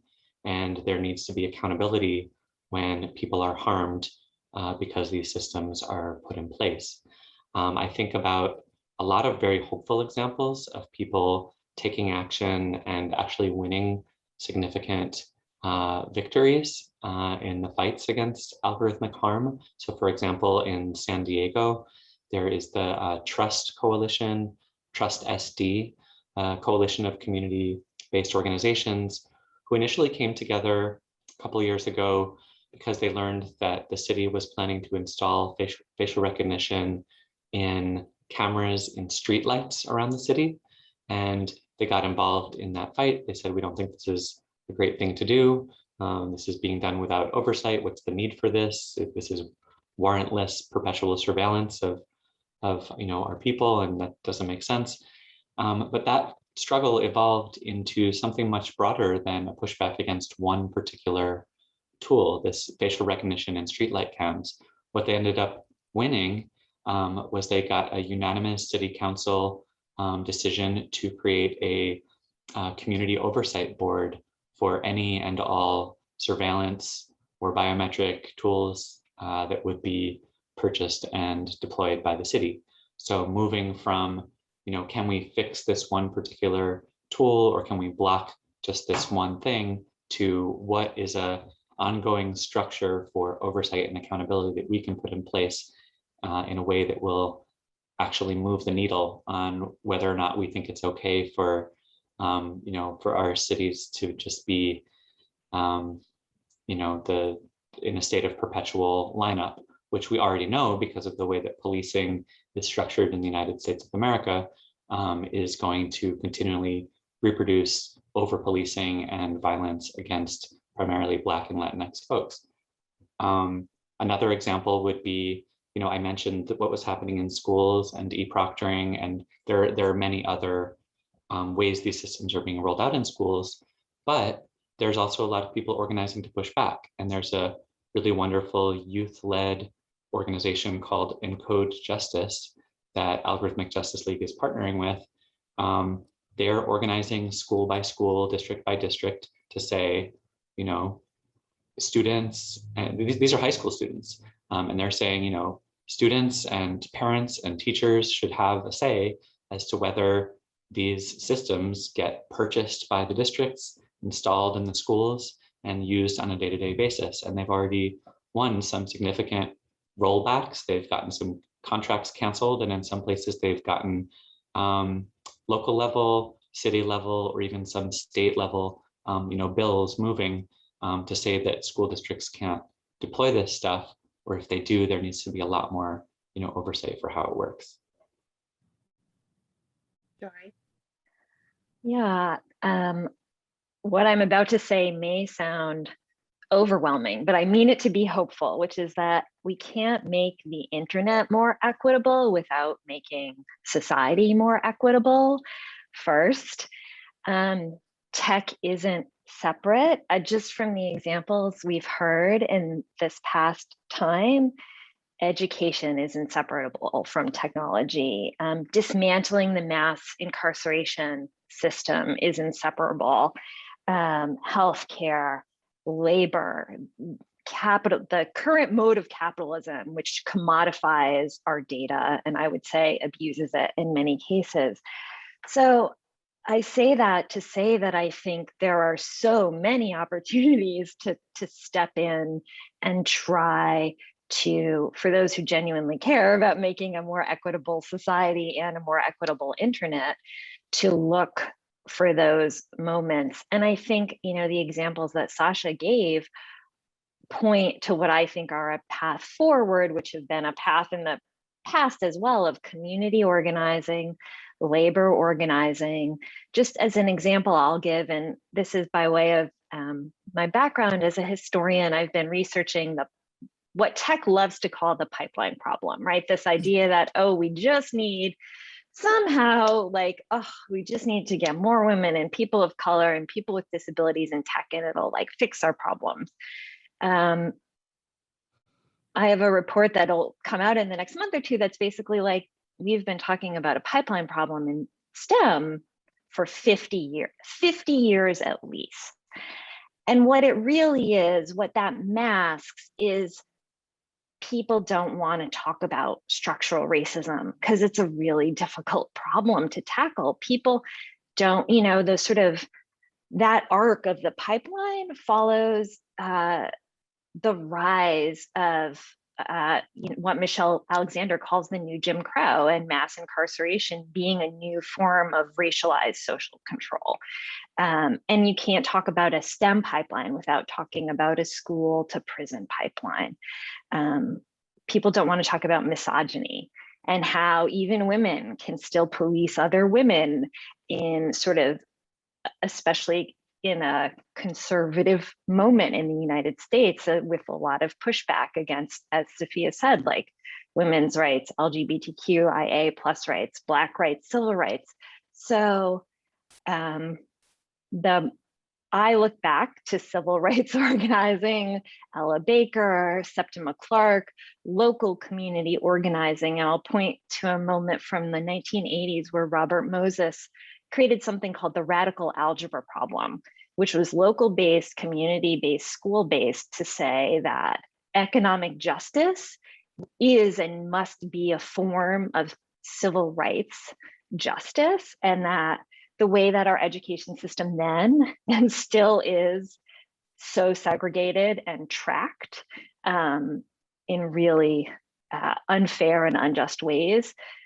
He tried to sort of create a project that still exists to change that by saying Latinx, Black students, lower income students should be able to have access to these challenging classes that would put them on a path to college. So one small example, but these are all intricately interwoven. And for Sophia, I'd like to talk about in discussions of race and equity, you often hear people say that the goal is not to have a colorblind system or a gender blind approach. And I wonder if that kind of conversation seeps at all into the world of tech and online bias. And are we thinking about, like, should we be creating colorblind systems, meaning trying to get a particular software to recognize all faces exactly the same, or recognize certain types of names, or the ways that people articulate things on a resume? Should that be the goal? Well, I've written extensively about the failures of colorblind ideology as they intersect the tech sector. I mean, this is gender and colorblind ideology are pervasive throughout Silicon Valley and Silicon corridors. And many people have written about this. I think of Jesse Daniels' amazing book, Cyber Racism. And all of the work of Helen Neville, African-American psychologist at the University of Illinois, who has probably done some of the most cutting-edge research around colorblind ideology, where she's demonstrated over and over again in her experiments and her studies that people who embrace colorblind ideology are more likely to tolerate racism, to not recognize racism, and to really let it proliferate on their watch. And even participate in it. And so one of the things we want to really kind of contend with is that this kind of myth of colorblind ideology, as if it were even possible to operationalize into, software design. I mean, we can argue all day that with much evidence that that is impossible to do, that it actually should not even be our aspiration. Our aspiration should not be to have color and gender blind approaches, because those are approaches that ultimately reinforce the status quo and actually obfuscate and make it even more difficult and more opaque for us to recognize racial and gender injustice and economic injustice. So I think, since we have kind of already debunked this, and there are some really great books and texts that are taught in kind of communications and media studies programs. And I'm thinking of, work of people like Herman Gray and Sarah Benet Weiser and others who have really helped us understand the failures of the adoption of these approaches in the way technology is imagined. Now, what is also dangerous about these kinds of points of view is not only do they kind of facilitate the ability to do harm to vulnerable people without a kind of self-reflection or recognition that that is happening, they also bolster this kind of mythology of a meritocracy. And I think one of the things that's so dangerous in the way that the tech sector in particular thinks about its work is it thinks that, and it kind of participates in this like propaganda about it, its industry as being only about the best and the brightest. And it reinforces that by, of course, hiring software engineers and hardware engineers and electrical engineers and physicists from kind of the top 5 engineering schools around the country. And it has a very, very narrow window of who it thinks is meritorious. And that is also part of the way that colorblind and genderblind ideologies work, is that they have to kind of dovetail and work in sync with logics that put a very narrow band of mostly white and Asian men in charge. And so I think these are the kinds of things that we're going to have to explode and continue to explode. There's so many ways in which you don't have to be a technologist either. I just want to, add kind of to your previous question, to participate in these conversations, because truly it has been the work of social scientists and humanists and activists and journalists who have helped us even get to the point that we can demand and require accountability about the kinds of discriminatory and harmful effects of this sector. It was not, in fact, engineers who led these conversations for the most part, although some of the people who are really involved, of course, Sasha, I'm thinking of you and others, to meet, all of our colleagues who are engineers, but also are people who come from marginalized identities and experiences and communities. And it's actually, I think, the impulse that we derive from our lived experiences that actually helps us push back. So I would just argue that if we're looking just to the tech sector or technologists to lead these conversations and kind of help us intervene, that's not the right place to look, because there's such an embrace of some of these harmful ideas about their work and who they think they are. It's going to be the people who are the victims and the people who are in solidarity with and who identify with the kinds of harms that come from these belief systems. Yes, and I'd just like to open it up to everyone, do a kind of lightning round, if you will, to get a recommendation. If we're talking about whether it's to a lawmaker, to an activist, a change maker in this space, or to a head of a company, if you can pick, what is your kind of key takeaway that you want people to understand from this conversation and the importance of this issue? We can start with Meredith. Thank you for starting with me, because I've got something in the tank. I'm ready. I would like to speak to my fellow journalists, once a journalist, pretty much always a journalist. And I want us to take very seriously the responsibility that we have for creating the shorthand that the world uses to make sense of itself. Each of my colleagues on the panel today has talked about realities in their specific fields. All of these things are mediated by news media and in news media. They are the way that the communications that take place in those very cloistered sectors in technology and in learning apparatus, those conversations take place in those places. The way that they get to the rest of us is through the news. And so what I want journalists to remember, and what I would encourage them to take time to do, is in the editorial meetings where they're deciding on what's going to be covered and how it's going to be covered, to take time out to think about the actual words that they are using.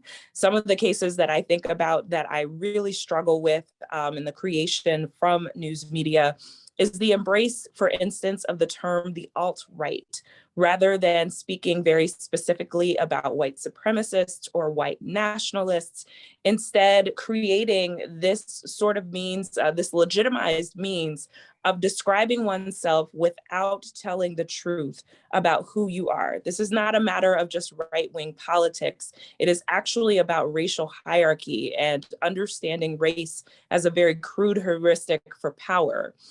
Journalists are responsible for the proliferation of these terms from one sector to another. And so if there's any recommendation I have, it would be for us to think very, very carefully about the language we use. All right, I think I have a few recommendations, but one is to remind everyone, policymakers, heads of tech, tech execs, venture capitalists. Tech is not separate from society. It is not neutral. It is something that is built by societies that are and have long been unequal and often unjust and with huge imbalances of power. And I say that fully aware of the fact that the many people who have power and benefit from it don't see a reason to change. So next, I'm speaking to the people who do want to try and make a difference and build a more equitable society and internet, to say that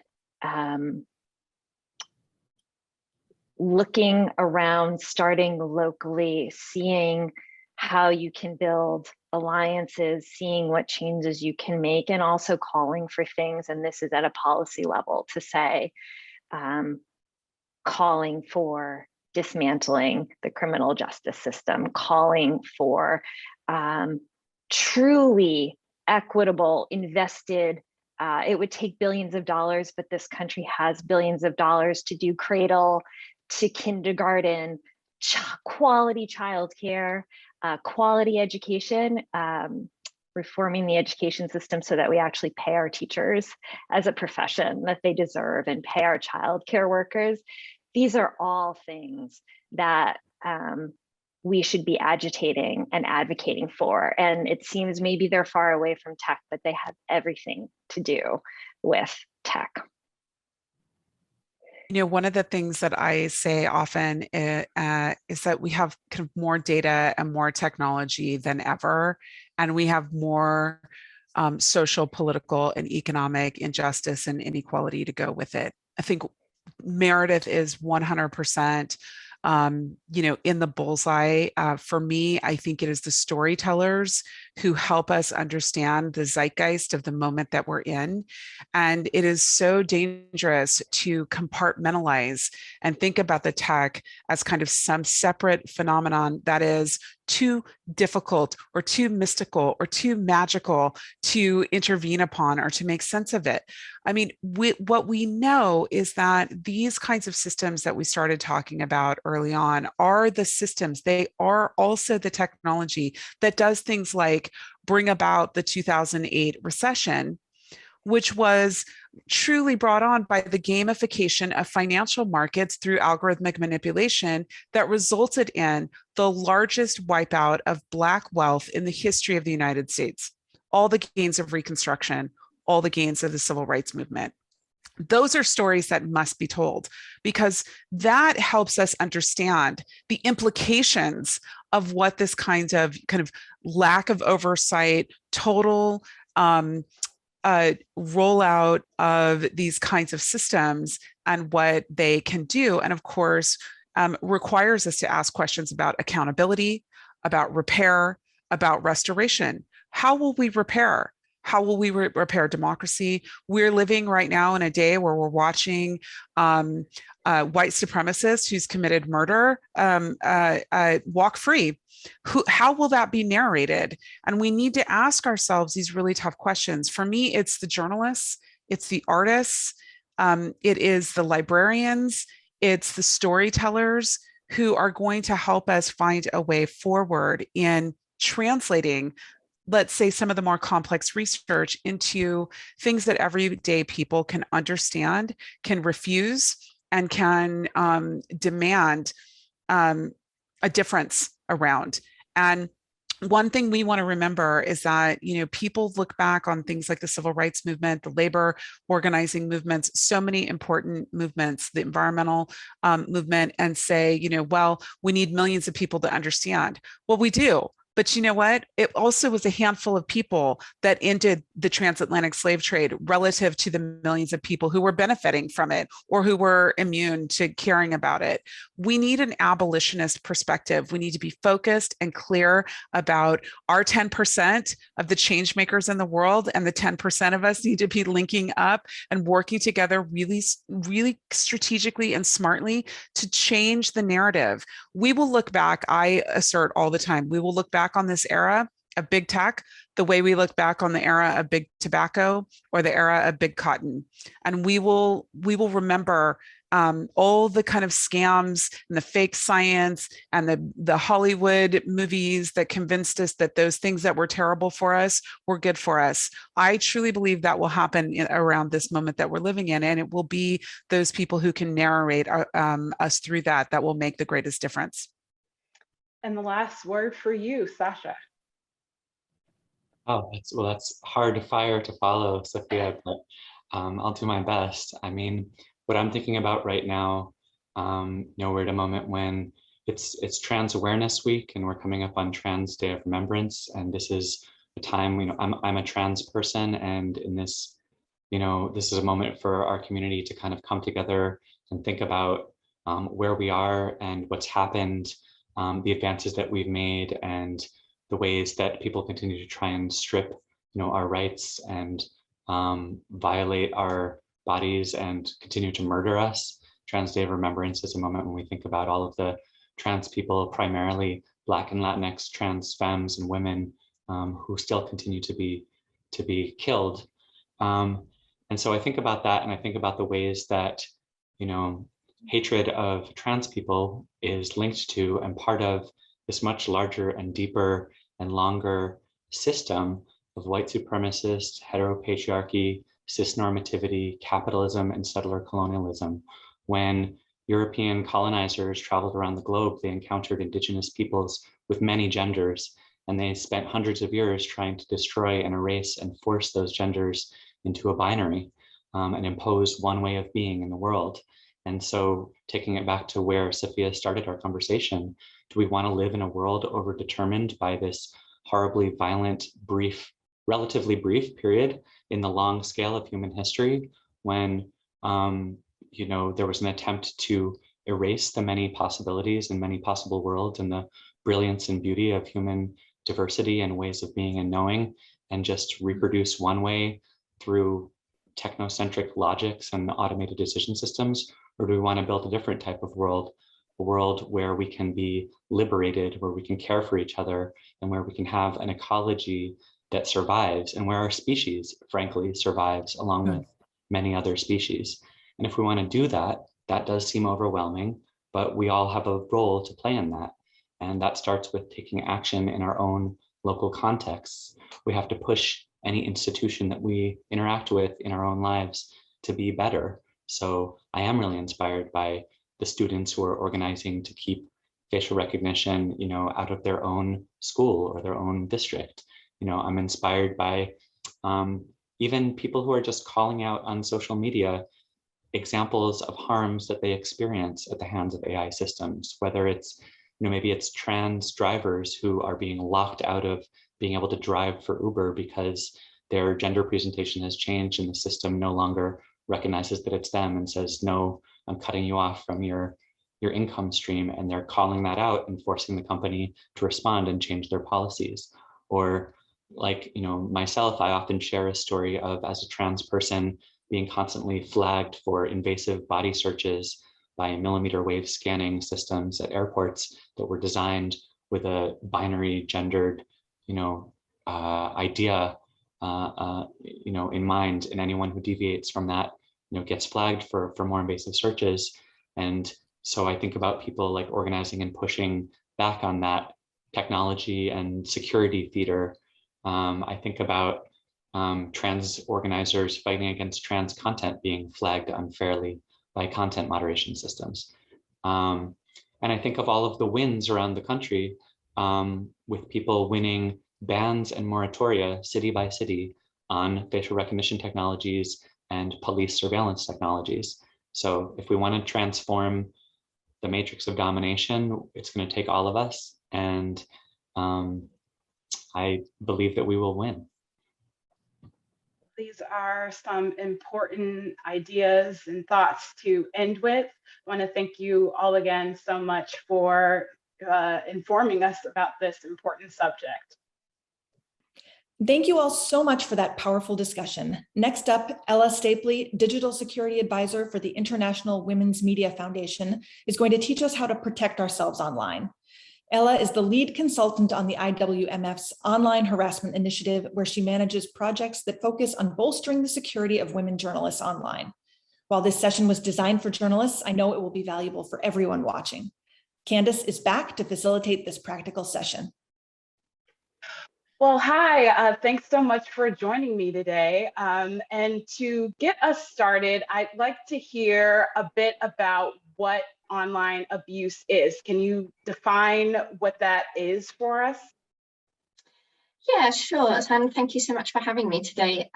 So online abuse has a number of terms. So it's also known as online harassment, and also online violence as well has been is now starting to be more commonly used. But really what you're looking at here is harassment that happens over the internet, but also through devices such as a phone.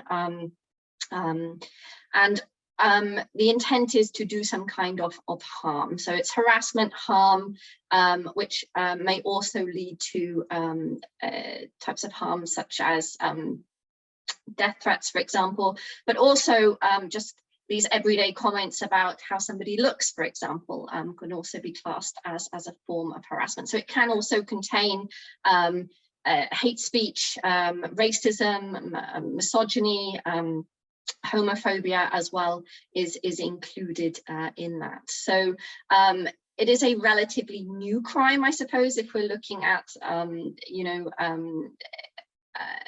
over the past years how it has increased. But what we are looking at is a definite increase in online abuse. I use the word crime there, but it's very difficult to hold people accountable for online harassment. And so what we have been trying to do at the International Women's Media Foundation is really not only start a conversation about this, but also try to find solutions for women journalists who are just doing their job and as a result are being abused online. And who are the types of people that we're seeing engage in this sort of online abuse? And does that inform the particular strategies that they're using? Yeah, so there are a wide range of actors who are active online targeting journalists around the world. And they can be classed into different groups. I suppose that the one that we see, and increasingly so, I would say, is state-sponsored actors. So these are people who are targeting journalists online, either paid for by possibly the government or other authoritative bodies, or they are strong political supporters of a particular party, for example, who are harassing people online. They are very good at, because of the sheer number of them, at changing the narrative and the discourse. And we know that they're very organized and quite often have money behind them. There are other groups on the internet who are incredibly active as well.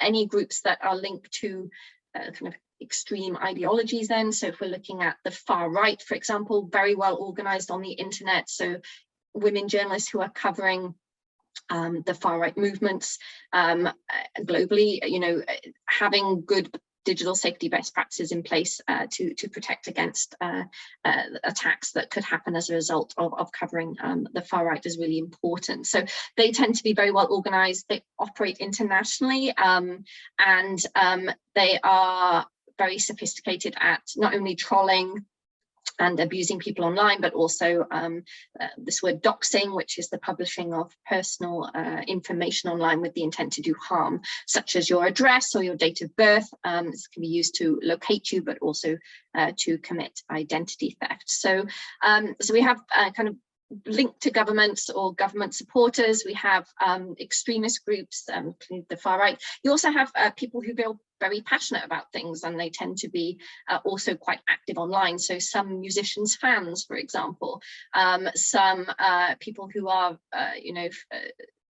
covering people who are supporting of particular possibly controversial topics. So we see this, use the example as the US, for example, gun legislation or abortion rights, for example, tend to, journalists covering those stories tend to get a backlash online from covering that particular topic. If you're covering anything to do with race, women's rights, you're also likely to see a backlash online. Quite often they say, that what happens online really is a reflection of society. And so, you know, if you're speaking out and publishing information that is revealing something, the identity of a far-right person, for example, a member of the far right, or you're debating or discussing, you know, abortion rights, there will be people who will come out online and target you because of that. So they tend to be grouped into those different types of categories. And also then we just have kind of the angry person online, and maybe, you know, that's how they like to spend their day, is trolling people for fun, because sometimes they're just doing it just because they think it's amusing to do so. And you know, being online is such a widespread part of our society for a lot of societies, particularly when you're talking about journalists and politicians, public-facing figures. So what can people who are online do to better protect themselves? Yeah, there are a number of things that people can do to better protect themselves online. Before I get to that part, I think I'll talk a little bit about the types of strategies that these groups use, and that is because knowing these strategies will better help protect you against online attacks. So I've mentioned doxing. This is the publishing of somebody's personal information online with the intent to do them some kind of harm.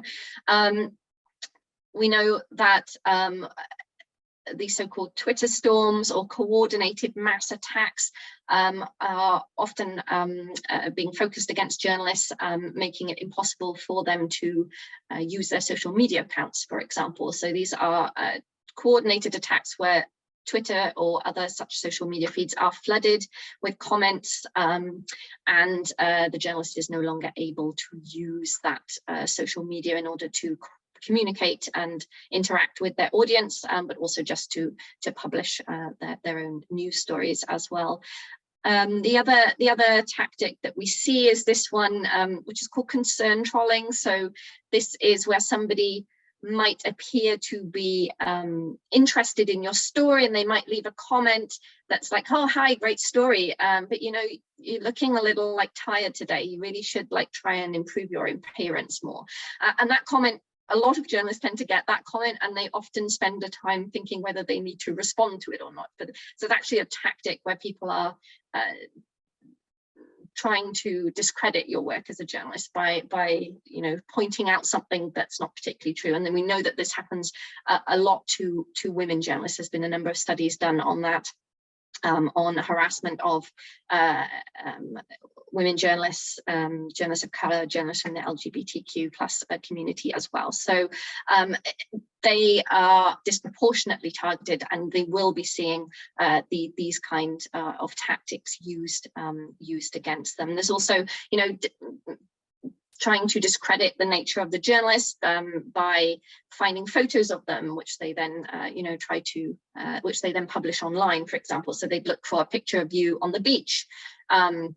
And then all of a sudden you're like, oh, how can you trust this journalist? Look, they're just, you know, on holiday all the time, or with a drink in your hand, and, you know, oh, you're an alcoholic. So this type of tactic we see a lot to discredit, as well as opening fake media accounts, in social media accounts in your name. So starting a fake a Twitter account in your name and then publishing content from them that is the opposite of the type of content that you would normally publish. So all of these tactics are being used, not alone, altogether, to target journalists globally, but also in the US.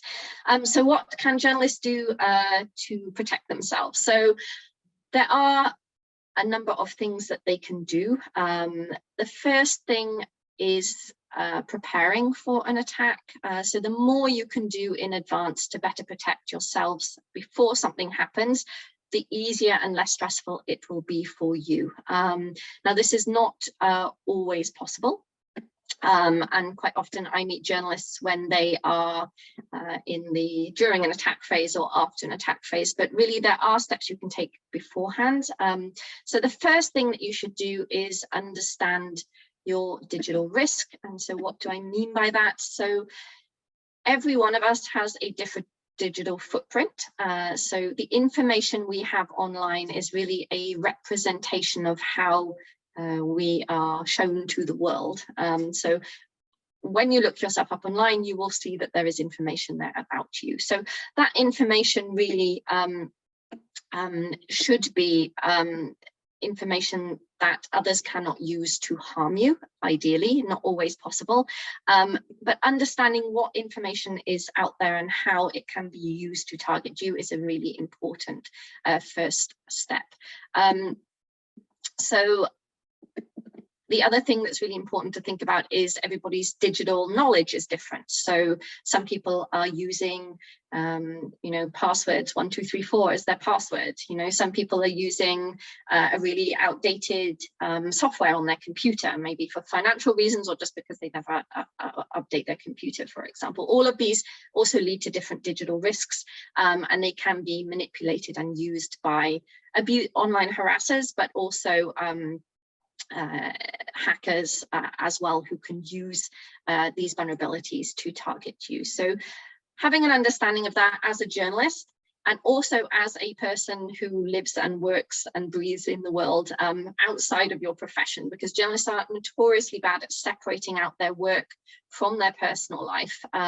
So what we often see is that journalists are using the same email, especially freelancers. So they're using the same email address for their banking as they are to reach out to their particular sources. And I'll talk more about that later when it comes to account security. So all of that information really just gives you a lesser or a higher degree of risk.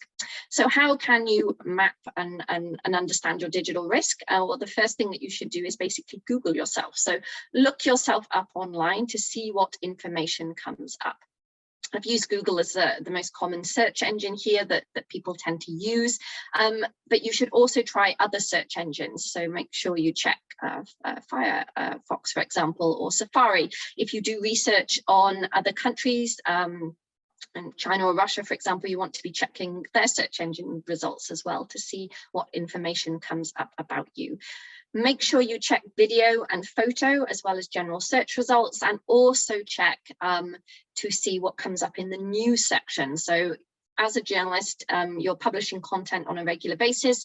Do you know what they're saying in the comments underneath there? What kind of reading are you getting from the audience? So is there a positive response? Do you feel you're being targeted by, a coordinated attack? Are they kind of misogynistic comments from male readers? Having an understanding of that will also help you to better prepare.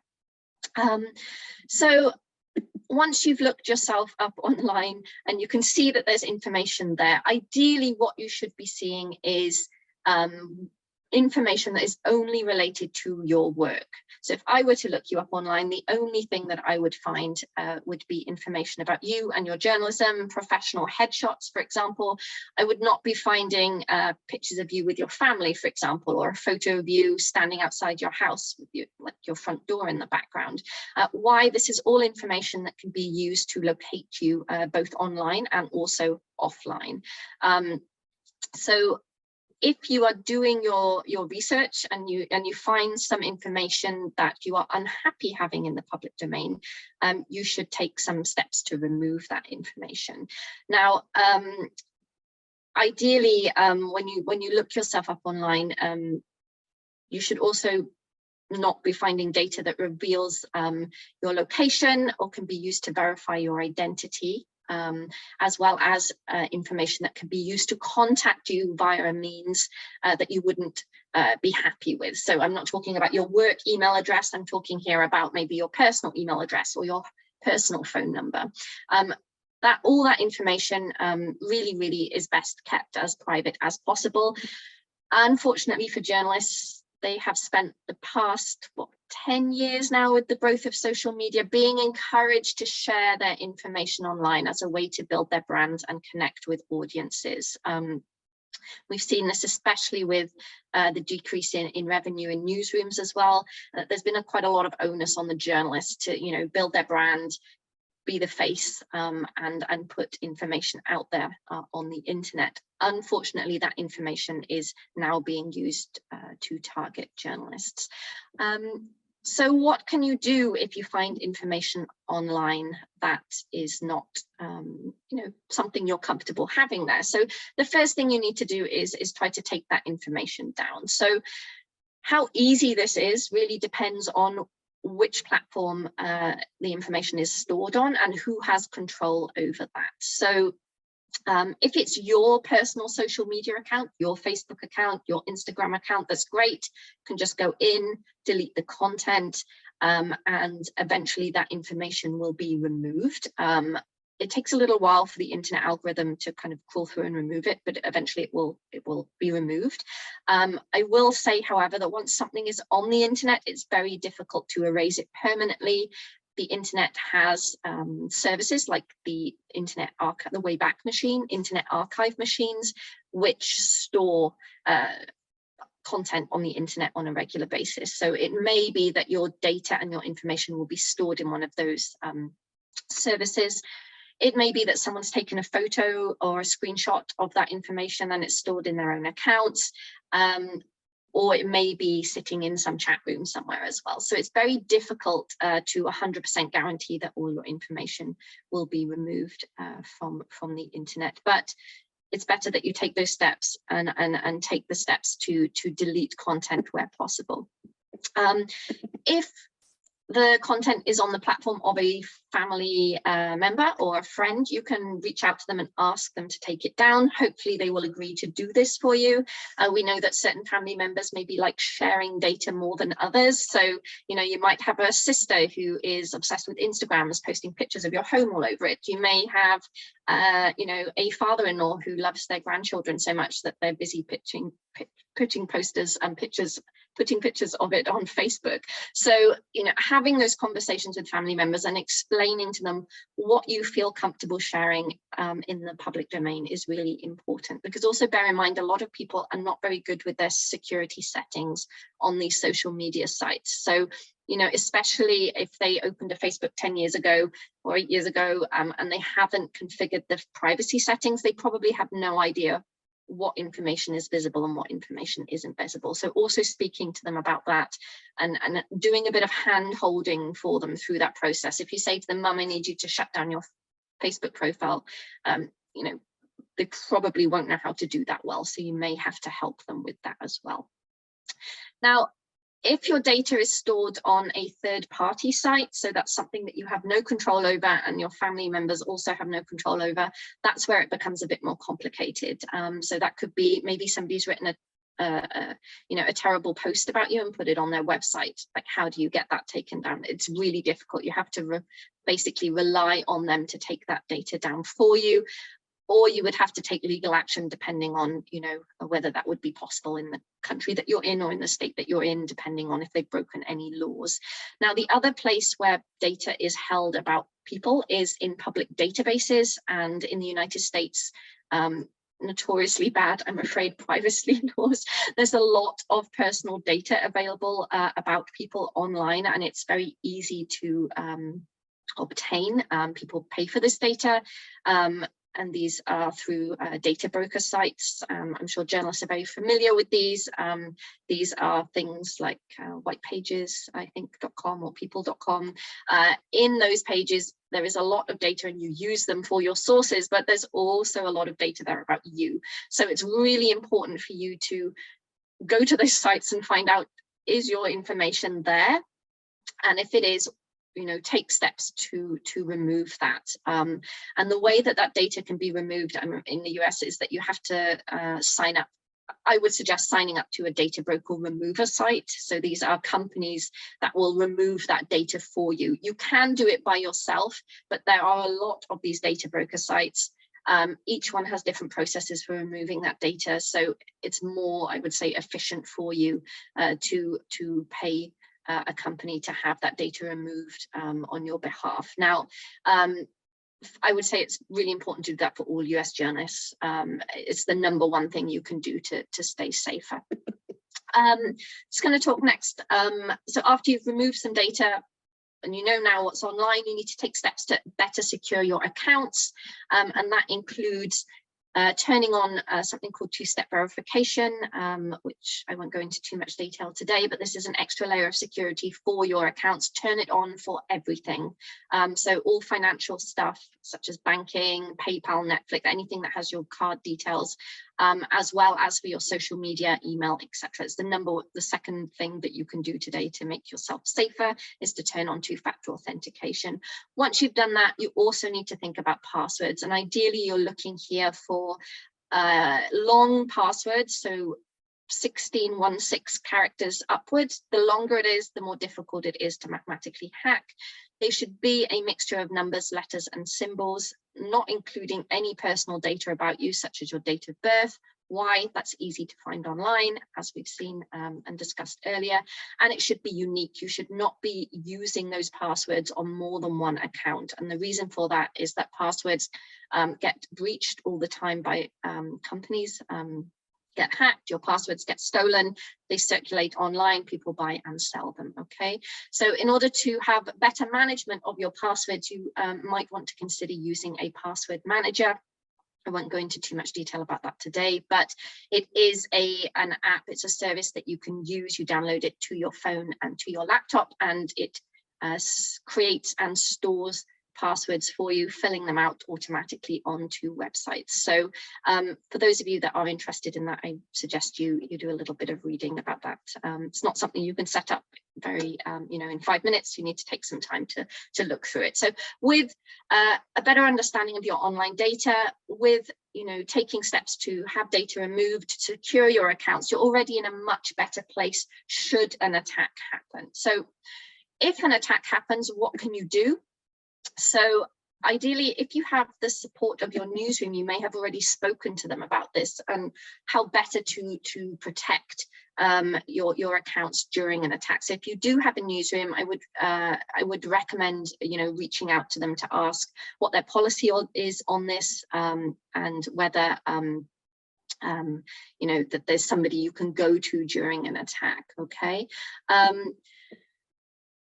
It is advised to put your accounts into private and come offline, especially if it's a coordinated mass attack where you're no longer able to use your accounts. So you may want to consider that.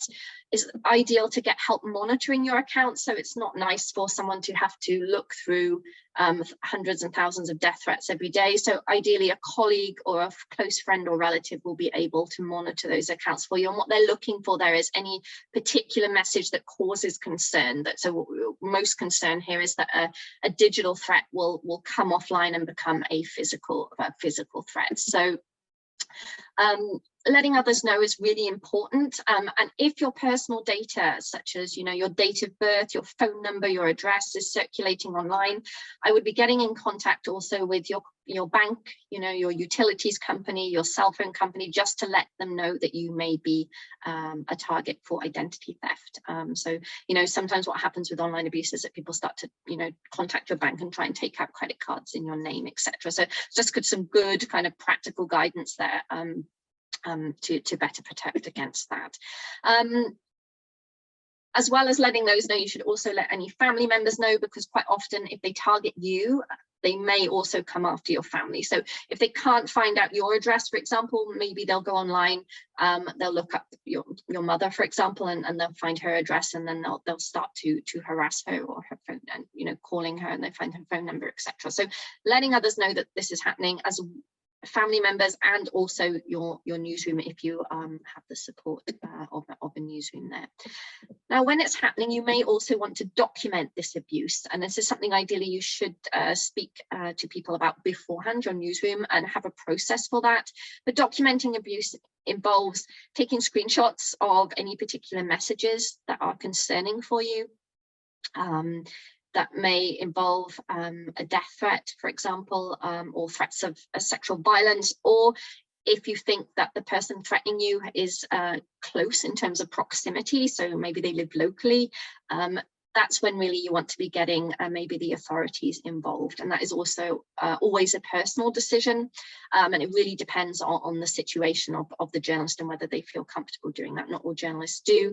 But what they will ask for law enforcement is well documented, showing a pattern of attacks. And that I would encourage also to keep a spreadsheet, including, the date it happened, the time it happened, the platform it happened on, whether it was reported as well, and a copy of that screenshot. Don't just save the URL, because these tweets get removed and then you will lose the evidence. So having a screenshot is really important, as well as the URL. Include the date, time, and the handle name as well, the person who is attacking you, as well as the message.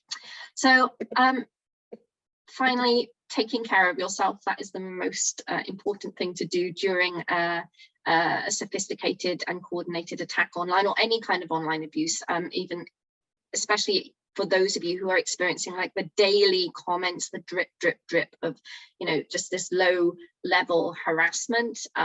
Some journalists that I've spoken to have described it as like being catcalled in the street, this kind of constant harassment that you're dealing with every day. It's really important to take care of your mental health. Remember to step away from the screen, to have something to do, to focus on other than screen time. And also for journalists, just separating out your work from your personal life is very important in terms of your devices. So a lot of journalists have one phone, so all those abusive messages are coming to the phone that you need to call, I don't know, your mother on a Sunday, or your parents to go out for lunch. So, just having that separation can also give you a much needed break from the online abuse. And then to finish, I have some top tips for better online safety. Some of them I have mentioned today. So the first thing is use a data broker removal site. I talked about that earlier, to get your information taken out of these data broker sites. Speak with others about online abuse, and make them understand what you feel happy sharing and not sharing in the public domain. And also, if you're able to have the support of a newsroom to put a plan in place for what to do in case of online abuse, that is also really important. Please turn on two-factor authentication for all your accounts. This will really help against outside hacking of your accounts, and really think about creating those long passwords and using a password manager to assist with that. And finally, what you really want to be doing is planning for online abuse. It sadly is kind of a day-to-day activity now, directed at journalists. So if you haven't been targeted by online harassers yet, you're in the best position, because you can put these best practices in place to better protect yourselves. If you have been targeted once, the likelihood of you being targeted again is pretty high. So we do notice that once someone's been kind of identified as a person to attack, they tend to get attacked again. So it's never too late to put best practice in place. And with that, I'll hand it back to Candice. Yeah, I mean, we only have a couple of minutes left, but I'm just wondering, as we leave each other here today, thank you so much for these great tips. Do you have like one top thing that news organizations or other workplaces could do to support people, just in the last 1 minute? Yeah, sure. I think creating a culture of safety in the newsroom is really important. So just recognizing it's an issue and that it will affect certain members of the newsroom more than others, and including it as part of the daily conversation is really important. So don't just have it all on the onus on the people who are being attacked. It should come from the editors, from upper management. You should be, including online abuse as part of your daily check-in with your staff, in editorial meetings, in one-to-ones, at the water cooler, wherever it is. Encourage people to come forward and speak about it, and then put policies in place to better protect them. So know, if people come to you, how are you going to help them if they've had a death threat? Like, what support there is there mental health support for staff in the newsroom as well, and just create that culture of safety. Well, that is fantastic advice. Thank you so much, Ella, for your time and for these great tips. Have a good day. Thank you so much for having me. Our last conversation of the day is a one-on-one with Korean vegan blogger Joanne Lee Molinaro about building an online brand. Her beautiful new cookbook, The Korean Vegan Cookbook, Reflections and Recipes from Oma's Kitchen, shares recipes and narratives about the food that shaped her family history and debuted at number 3 on the New York Times bestseller list. She is one of TikTok's fastest growing accounts, garnering 2 million followers in just 2 months. The 19th community manager, Serena Henderson, leads this conversation. Serena? Hi, Joanne. I'm so excited to have this conversation with you today. Thank you so much for joining us. It's a pleasure to be here, Serena. I just want to know, just a handful of years ago, you were working and still are working as a high-powered attorney. You weren't vegan, and now you're internet famous and known as the Korean vegan. You have almost 400,000 YouTube subscribers, nearly 3 million TikTok followers, more than 500,000 Instagram followers. What has all that been like for you, and how did you begin this journey? Oh, well, it has been very surreal, incredibly exciting, certainly very personally fulfilling to see this work that I have been working on for, about 5 years now kind of blossom in the way that it has. I think that with that, though, comes a larger and larger sense of responsibility, particularly in the past year. I've had a community essentially spring up around me, and I thus feel very responsible to that community to continue to create a safe space and content that inspires them. I think in terms of, how it all got started, 2016, I started a blog called The Korean Vegan, largely a catalog of recipes that veganize Korean food. And that turned into what it is today, which is much more than just a food blog. It's about storytelling. Again, it's about community, and it's about sharing vulnerability with the aim of empowering people. Nice. What a journey. And you mentioned community and the internet, and I would like to hear more about that. How has the internet and the connections that are available through the internet, how has all of that reshaped your career? And also, do you think you would have reached this point via traditional food media? I don't. I think it's pretty clear that I would not have. I believe that the internet and social media is now sort of ingrained in the way that we communicate and interact with people.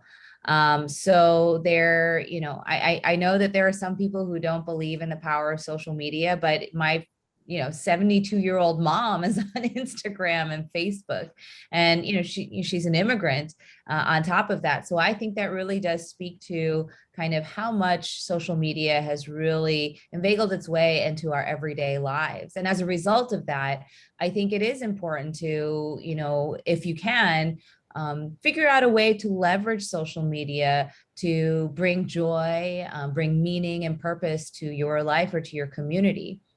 I think that for me, social media was something that I used to inspire me to create more recipes, to engage in a dialogue about what it means to be an immigrant family in the United States, and more recently to empower people to make compassionate decisions in their lives, whether it's about mental health, whether it's about eating food, disordered eating, whether it's about familial relations, any number of issues that are sort of cropping up in our everyday. These are the types of issues I like to tackle with my community.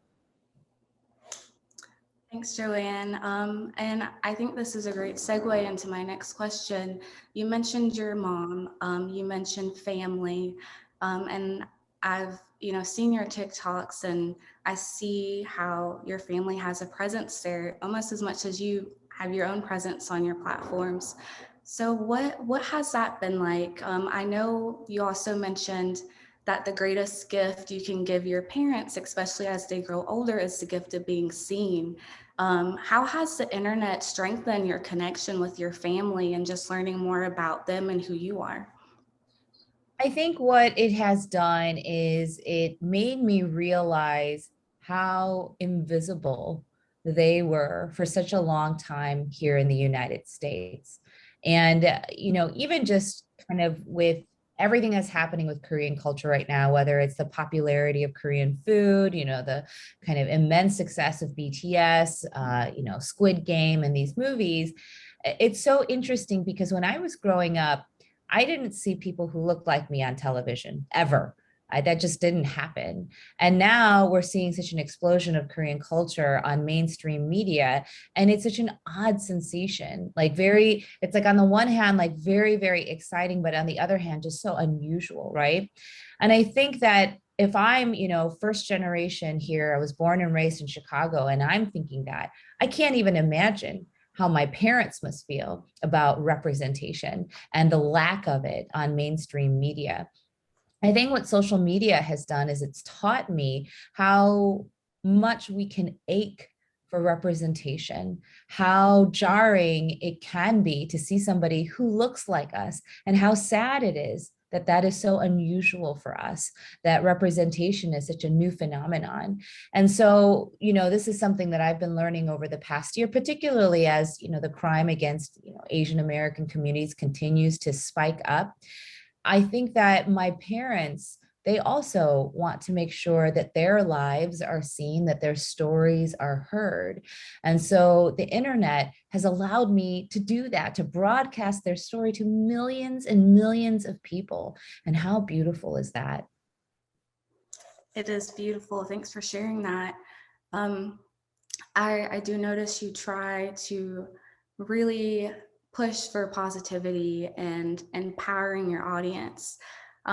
When there's people out there who challenge that, when people do come at you with negativity, I saw one of your recent TikToks where you talked about posting a picture to Twitter about you and your family making kimchi, a Korean dish, on the floor, and someone came at you with the negative response there.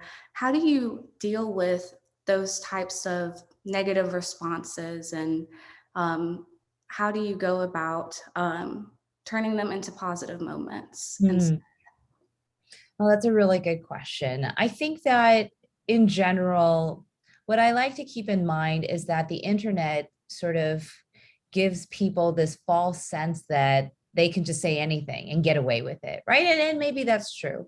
When you're watching a television show and you're sitting there with your boyfriend or your husband or your partner, and you see a woman pop up on the screen and you're like, I don't like her hair.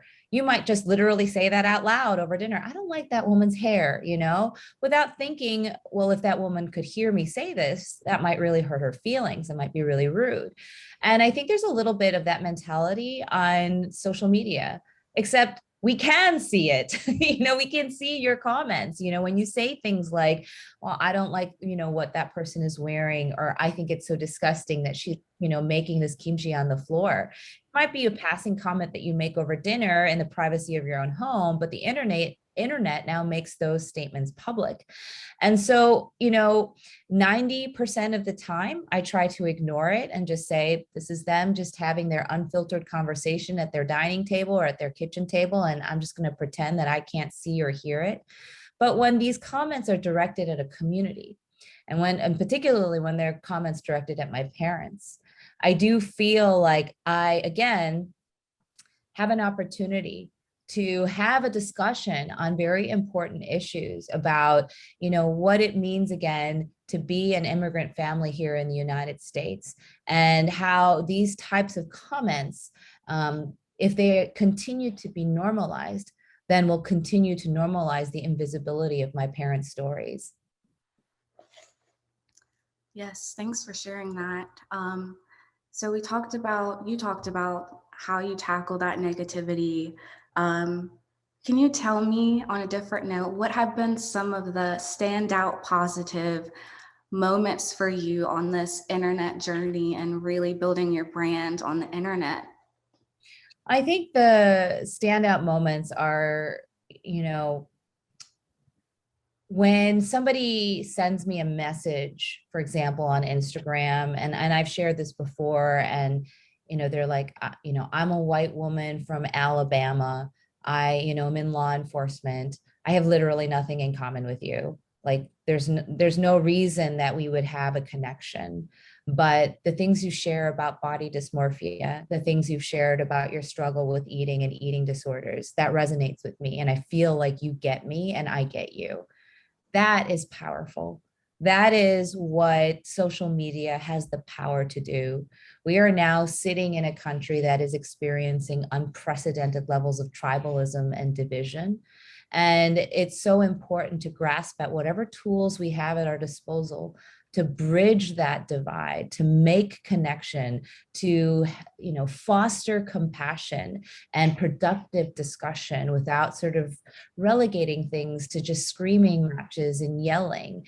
And I think that has been the standout moment for me, is watching food bring very disparate people together. The power of the internet and connection. Mm-hmm. So, Joanne, what advice would you give to someone who wants to pursue their passion and establish a brand the way you have on the internet, but who might be afraid or who may feel like they won't be received well? What would you say to them? Well, I think that it's important to realize that these types of things, don't normally happen overnight. I know it may seem like my story happened overnight, but it really didn't. I started my blog in 2016, so I've been at it for years and years. And so there might be some level of impatience associated with that, but honestly, think of it as a blessing. You are not committing yourself to a full-time job starting tomorrow as a food blogger or as a social media person or as a digital content creator.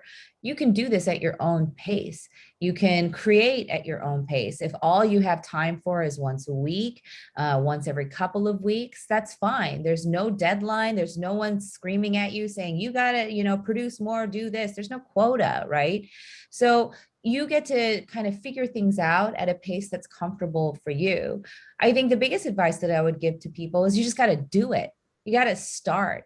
I had a woman here who was helping me with my makeup yesterday, and she's so talented as a makeup artist, and her personality is just perfect. I'm like, my God, you just do a video doing makeup tutorials or talking about your daughter or ranting at the camera, and I can see it totally going viral on TikTok. You just have this amazing personality.